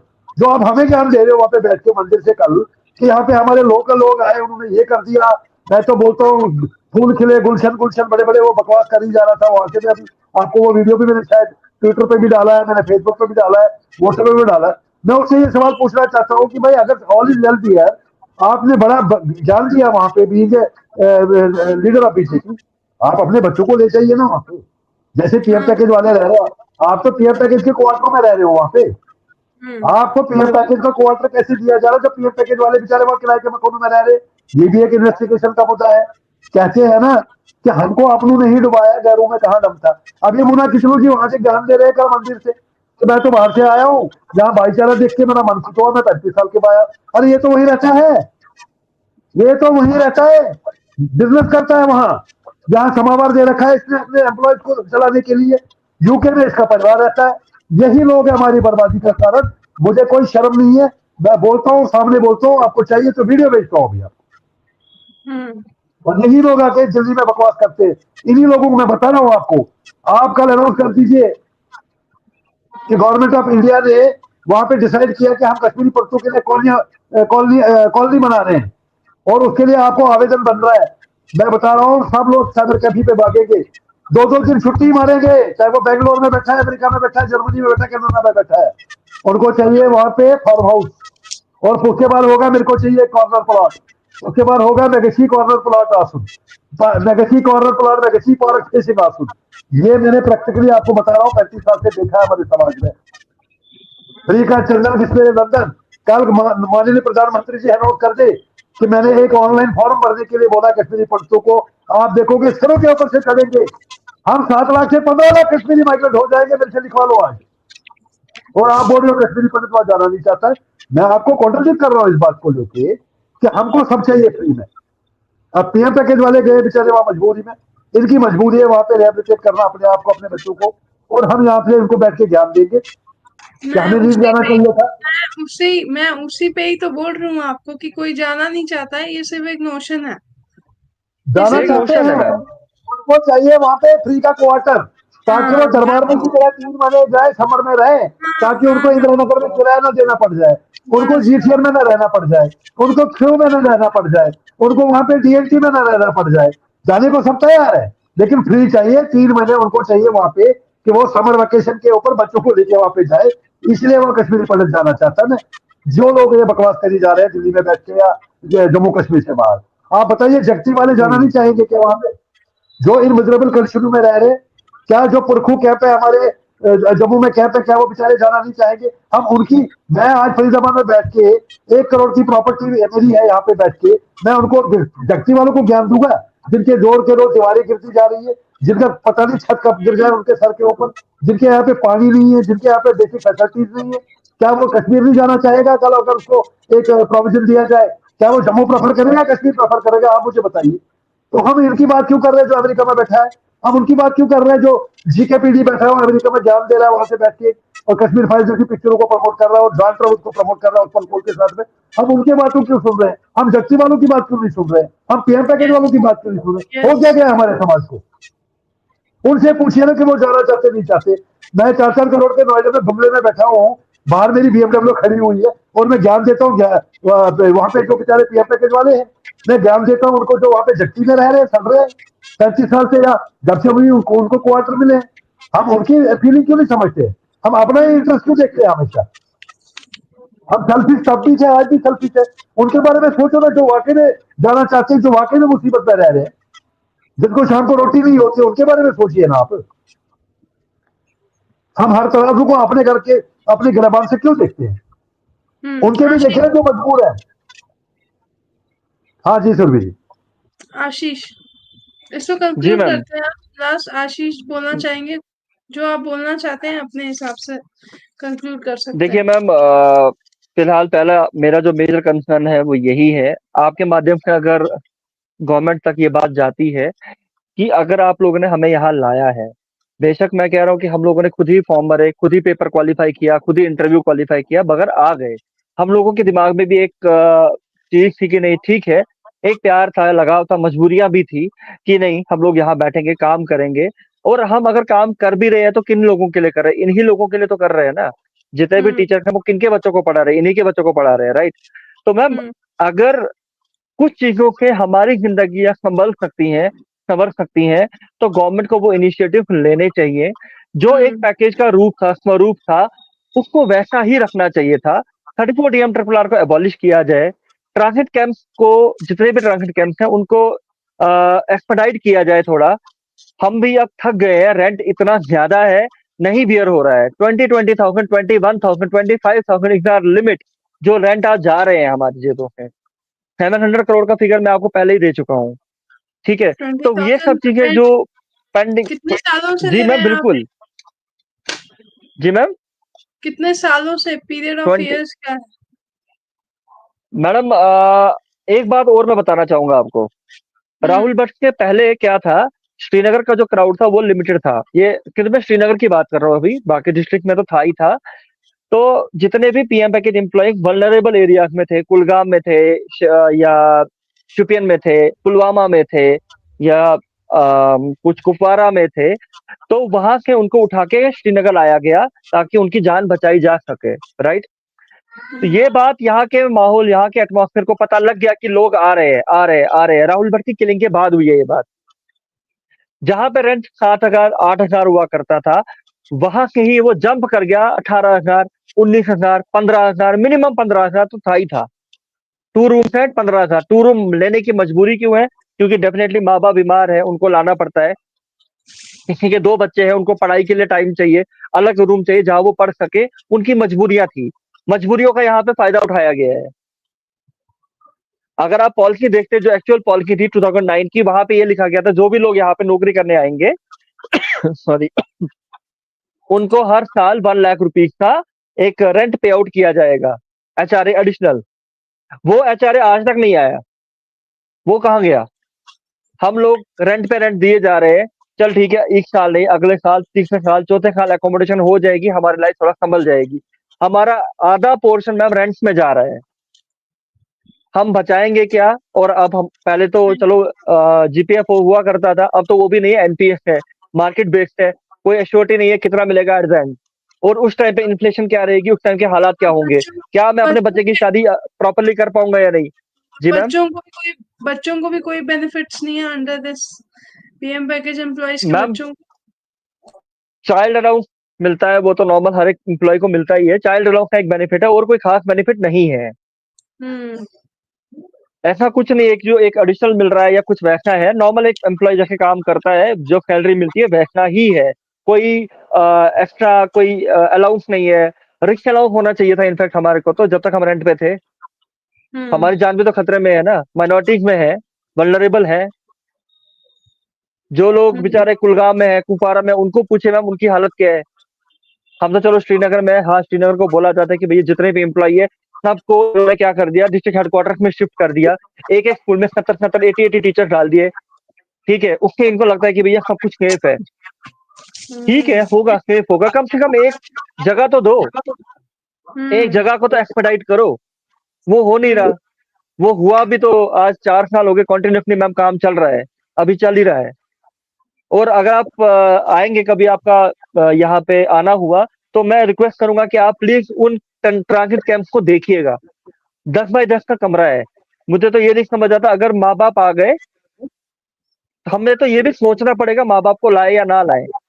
हम्म छोटे छोटे कमरे हैं, पहले चलो 2 BHK था, हाँ एक कमरा माँ बाप को दे दिया, सेवा कर ली उनकी अच्छे से। हमारी मैम 3 जनरेशन स्कैटर्ड हो चुकी है। 3 जनरेशन हमारी स्कैटर्ड है इस टाइम पे करंटली। हमारे माँ बाप जम्मू में है, हम यहाँ होंगे, आगे आने वाले टाइम में हमारे फ्यूचर के बच्चे जो होंगे वो बाहर जाएंगे पढ़ाई के लिए। यस एक एक देखिए, एक एक घर, तरह तरह घर, 2 भाई हैं, 2 भाई अलग अलग रह रहे हैं, कैसे रहेंगे एक साथ? कुछ हम्म कुछ लोग जो रेंट पे है ना, वो लोग बताते हैं कि उनके घर में चप्पलें गिनी जाती है शाम को, आज 2 चप्पलें एक्स्ट्रा क्यों है। कुछ घर ऐसे हैं जिनको एडिशनली, अगर माँ बाप आए या कोई आया, उनको 500 रुपया महीने का एडिशनल देना पड़ता है। ये हकीकत है यहाँ की, ये हकीकत है।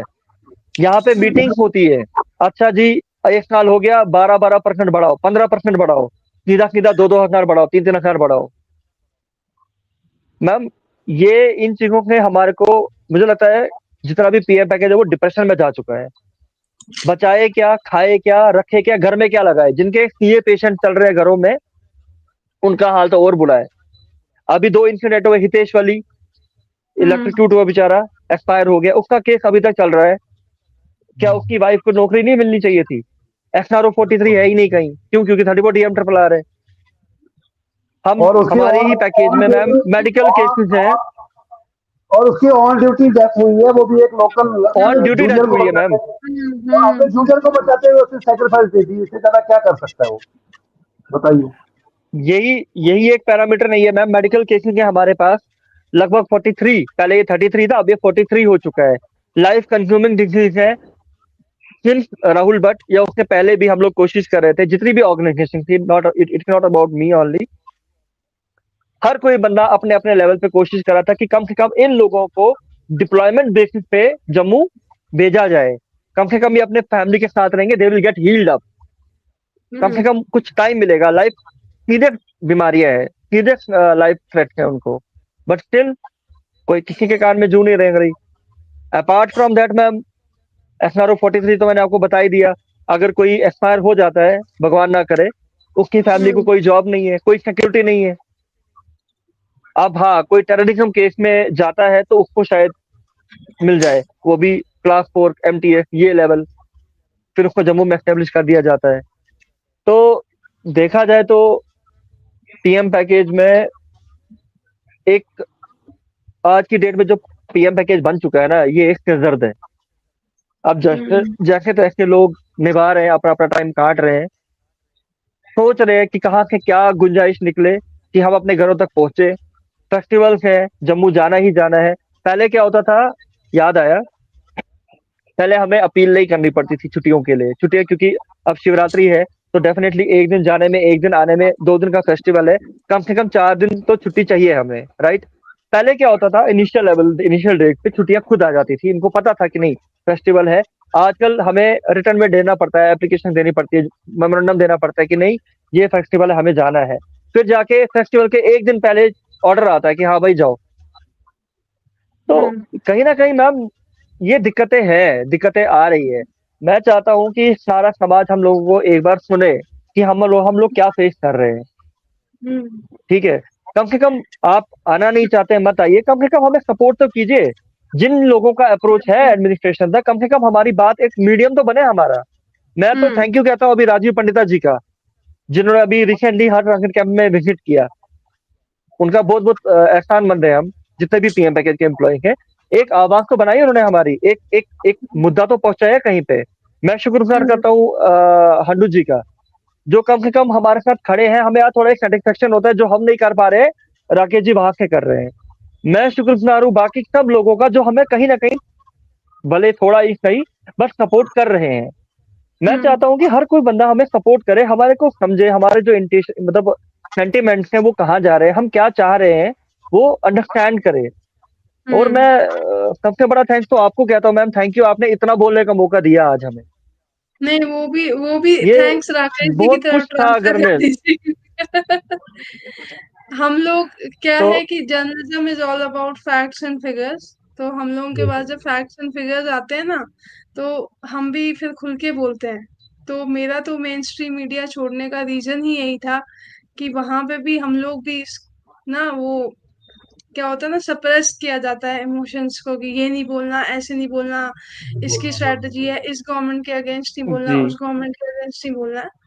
तो मेरे बारे में तो सब जानते हैं कि मैं जब बात करती हूँ, फिर 4 जने भी सामने होंगे, कोई नहीं बोल पाता है, चाहे वो कितने बड़े एंकर्स भी हो। तो ठीक है, इस आपने जो मेरे को दिया है वो मैंने पेन डाउन की है बहुत सारी चीजें, और मैं राकेश जी से भी कंसल्टेशन लूंगी थैंक यू। इस पे कि हम लोग कैसे जो है मतलब इस पे एक मतलब जो है एक एक पेपर बने प्रॉपर, और इसको कैसे आगे फॉरवर्ड कर सकते हैं। मैं भी अपनी तरफ से कोशिश करूंगी कि मीडिया इंडस्ट्री में बहुत सारे लोग हैं जो आप लोगों की सहायता कर सकते हैं, तो मेरा भी ये जो है थैंक ट्राई यू। रहेगा थैंक कि यू। मैं उन तक अप्रोच करूं। बाकी देखिए, किसी को मैं फोर्स नहीं कर सकती हूँ, लेकिन मेरा जो अपना वो रहता जी, है, वो इनिशिएटिव हमेशा ऑन रहेगा। और डिबेट्स का रीजन ही यही है कि मेरा लिंक जो है काफी लोगों को चला जाता है, एंड अनफॉर्चुनेटली जो नेशनल मीडिया पे नहीं चला सकते ये चीजें, वो मुझे थम्स अप भेजते हैं कि at least somebody is doing something. तो ये चीज चलो, वक्त आएगा, वक्त आएगा। तो वक्त आएगा कि हो बढ़िया। सकता है उनको बार बार लिंक्स भेज के मैं ये रियलाइज कराने की कोशिश कर रही हूँ, प्रेशर डाल रही हूँ शर्मिंदा, कि भाई शर्मिंदा हो जाएंगे अपने आप, किसी न किसी दिन तो आप अगर डगेंगे। अश्विनी अश्विनी कुमार जी को जानते होंगे, तो एक केस आया था, राकेश जी को अगर पता होगा, एक कांस्टेबल लड़का था समीर भट्ट, उसकी हाँ डेथ हुई हाँ थी। हाँ जी हाँ, मैम, जी डेथ हो मैम, गई। जी मैम, जी मैम। डेथ हुई थी। अशरफ वानी थे ऑन ईमेल, मैं थे और अश्विनी कुमार थे। और मेरा पुश इतना ज़्यादा था क्योंकि अशरफ वानी न्यूज़ को डाइवर्ट कर रहे थे कि उसका अफेयर था, उसका ये था। But I was dedicatedly pushing. यहाँ बंगाली मार्केट में हम लोगों ने अशोक पंडित और 4-5 लोगों ने मीटिंग करी थी, फिर उनके एक एडवोकेट फिक्स हुए, बहुत कुछ हुआ था उस टाइम। उसके बाद अश्विनी कुमार को ये लिखना पड़ा as a bureau chief. Sir अगर देख रहे होंगे, वो देखते हैं मेरा चैनल, आए भी थे as a panellist. As a bureau chief he wrote to Ashraf Wani that Surabhi is right. And I was not on such designation कि मेरी बात इतना बड़ा ब्यूरो चीफ सुने। तो मैंने वो सुबह की ब्रेकिंग में चला के ही माना। सो इट इज अर्ज और कुछ नहीं होता। अगर आपकी अर्ज है तो अभी तक आप वहां पे जा चुके होते। जैसे आप लोगों की अर्ज थी, आप लोग वहां जाके पीएम पैकेज की बिल्कुल नौकरी मैम। कर रहे हैं, अपना घर भी संभाल रहे हैं, अपने पेरेंट्स को भी संभाल रहे हैं, अपने कल्चर को भी संभाल रहे हैं, और सब तरीके से आप काम कर रहे हैं और अपने रिलीजन को भी अच्छे से फॉलो कर रहे हैं। तो जिसकी अर्ज होगी जाने की, वो जाएगा। और प्रैक्टिकल पॉइंट्स मैंने आपको दिए कि लोग नहीं जाएंगे। जो जाना चाहते हैं ना, वो जा बिल्कुल चुके, रोक नहीं रहा उनको। वो अभी भी जा सकते हैं। देयर इज नो लॉ तो नहीं है राकेश जी कोई ऐसा कि नहीं, कि वो वहां पे कोई बिल्कुल बॉर्डर बिल्कुल लगा हुआ बिल्कुल। है कि कश्मीरी हिंदू जा नहीं सकते। दे इफ दे मैं गो वही बोल रहा हूँ, जिसको जिसको नहीं जाना है वो घर में चुप करके तो बैठ सकता है कम से कम। जिसको हाँ नहीं जाना वो अपना मुंह बंद कर ले। जो हाँ। जाएगा, जब आपने आपने मैं उनसे ये सवाल पूछूंगा लास्ट में। उनसे मैं सवाल पूछता हूँ, जब आप कश्मीर से निकले थे तो आपने अपने घर वालों से, पड़ोसियों से पूछा था क्या? आपने अपने रिश्तेदारों से पूछा था यस क्या? आप यस। क्यों उनको रोक रहे हो? जो जाना चाहते हैं जाने दीजिए ना उनको। आज अगर हाँ पीएम पैकेज वाले गए तो अपनी मर्जी से भी गए, मजबूरी से भी गए, कोई ना कोई रीजन तो रहा होगा ना। तो आप हाँ। उनके वकील क्यों बन रहे हो? आप अपना मुंह बंद कर लीजिए ना। बैठिए एग्जैक्टली। आराम से, जाओ, एक भगवान आपको एक बात उन्नति दे दे। हाँ। हाँ आशीष, लास्ट करते एक हैं बात और है, एक बात और है, मैं ये जरूर चाहता हूँ कि देखिए मैम, अभी हम 6,000 है, फिर भी कहीं ना कहीं दिल में एक ना एक हिम्मत है, हिम्मत बंदी है। ठीक है, अब ट्रांजिट कैंप बन रहा है तो वी विल बी नो एक ही जगह पे रहेंगे। तो हमें पता है कि नहीं, अब थोड़ा सा माहौल जैसा भी बाहर जो भी रहे, कम से कम अंदर हम लोग ठीक से हैं, अच्छे से हैं। अपना जो भी हमें करना है हम कर सकते हैं, पूजा कर सकते हैं, शंख बजा सकते हैं, घंटा बजा सकते हैं। We can do it freely now. But हाँ मैम, एक एनकरेजमेंट जरूर हमें मिलेगी अगर ऐसा ही एक और पैकेज आता है, क्योंकि अभी भी बहुत सारी फैमिलीज ऐसी हैं जिनका गुजारा नहीं चल रहा है, जो दे आर रियली मुझे सफरिंग अ पता लॉट। है। आप जब जम्मू जगती में जाएंगे या पुरखू बहुत जाएंगे, सारी फैमिलीज है जो अपनी बेटियों की शादी भी नहीं करा पाते हैं। अ लॉट मैं ऑफ ऐसे फैमिलीज आर देयर जिनके बच्चे बहुत अच्छे पढ़े लिखे हैं, बहुत टैलेंटेड हैं, मगर आजकल कंपटीशन इतना ज्यादा है, नहीं हो पा रहा है, या ऐसा भी कुछ है वो बाहर नहीं बच्चों को भेज पा रहे हैं। ऐसा बहुत है मैम फैमिलीज में। वो दिल्ली हम्म, भेजते, मगर ऑब्वियस की बात है, दिल्ली जाना सबके बस की बात नहीं है आज की डेट में। वहां रहना है, खाना है, पीना है, बहुत कुछ चीजें आती हैं, सर्वाइवल बहुत मुश्किल हो जाता है। अब वो क्या करे बेचारे, अब वो जैसे तैसे जम्मू में छोटी किसी दुकान पे काम कर लिया या छोटी कंपनी में काम कर लिया, 8,000 9,000 वहां से चलो रिलीफ आ रहा है, तो जैसे तैसे वो निभा रहे हैं। अगर गवर्नमेंट एक पैकेज और निकालती है, ठीक है, हम्म, हम लोगों ने भी तो 20,000 नौकरियां छोड़ी है ना, तो पांच हाँ, हजार नौकरियां बिल्कुल और दे दो तो क्या दिक्कत हो जाएगी? हम्म, बिल्कुल बिल्कुल। ठीक है, 5,000 हम्म, नौकरियां और आ जाए तो कम से कम एक यहाँ पे भी एक अच्छी खासी कम्युनिटी डेवलप की जा सकती है। हम्म, ठीक है, हम्म, यहाँ पे भी एक अच्छी खासी कम्युनिटी डेवलप की जा सकती है। डिस्ट्रिक्ट ऑर्डर पोस्ट निकालिए, अपने अपने पेरेंट डिस्ट्रिक्ट में भेजिए उनको, थोड़ा सा उनको भी तो हिम्मत आएगी। कुलगाम में हाँ, भेजिए जरा इनको, वहां पे भी तो लोग कम है, श्रिंक्ड है, छोटे मोटे लेवल पे हैं, छोटे लोग हैं, नहीं पता लगता उनको भैया क्या करे क्या करे। वो हमेशा छुप के रहते हैं, डोरमेंट रहते हैं। उनको भी तो हिम्मत नहीं, उनको भी तो हक है जीने का प्रॉपर। थोड़ा और यस, लोग लाए जाए। तो गवर्नमेंट इस तरीके से क्यों नहीं सोच रही है? जब इस टाइम पे कश्मीर की मैं आपको बात बताता हूँ, 10 लाख से ऊपर बिहार एंड यूपी के लोग यहाँ रह रहे हैं, राइट। कम से कम 2-2.5 लाख यहाँ पे पंजाबी भी हैं, बेशक काम की सिलसिले में आते हैं, माइग्रेंट्स हैं। हम लोग माइग्रेंट नहीं है मैम, हम लोग इंटरनली डिस्प्लेस्ड हैं, ये बात हम्म, सबको पता है।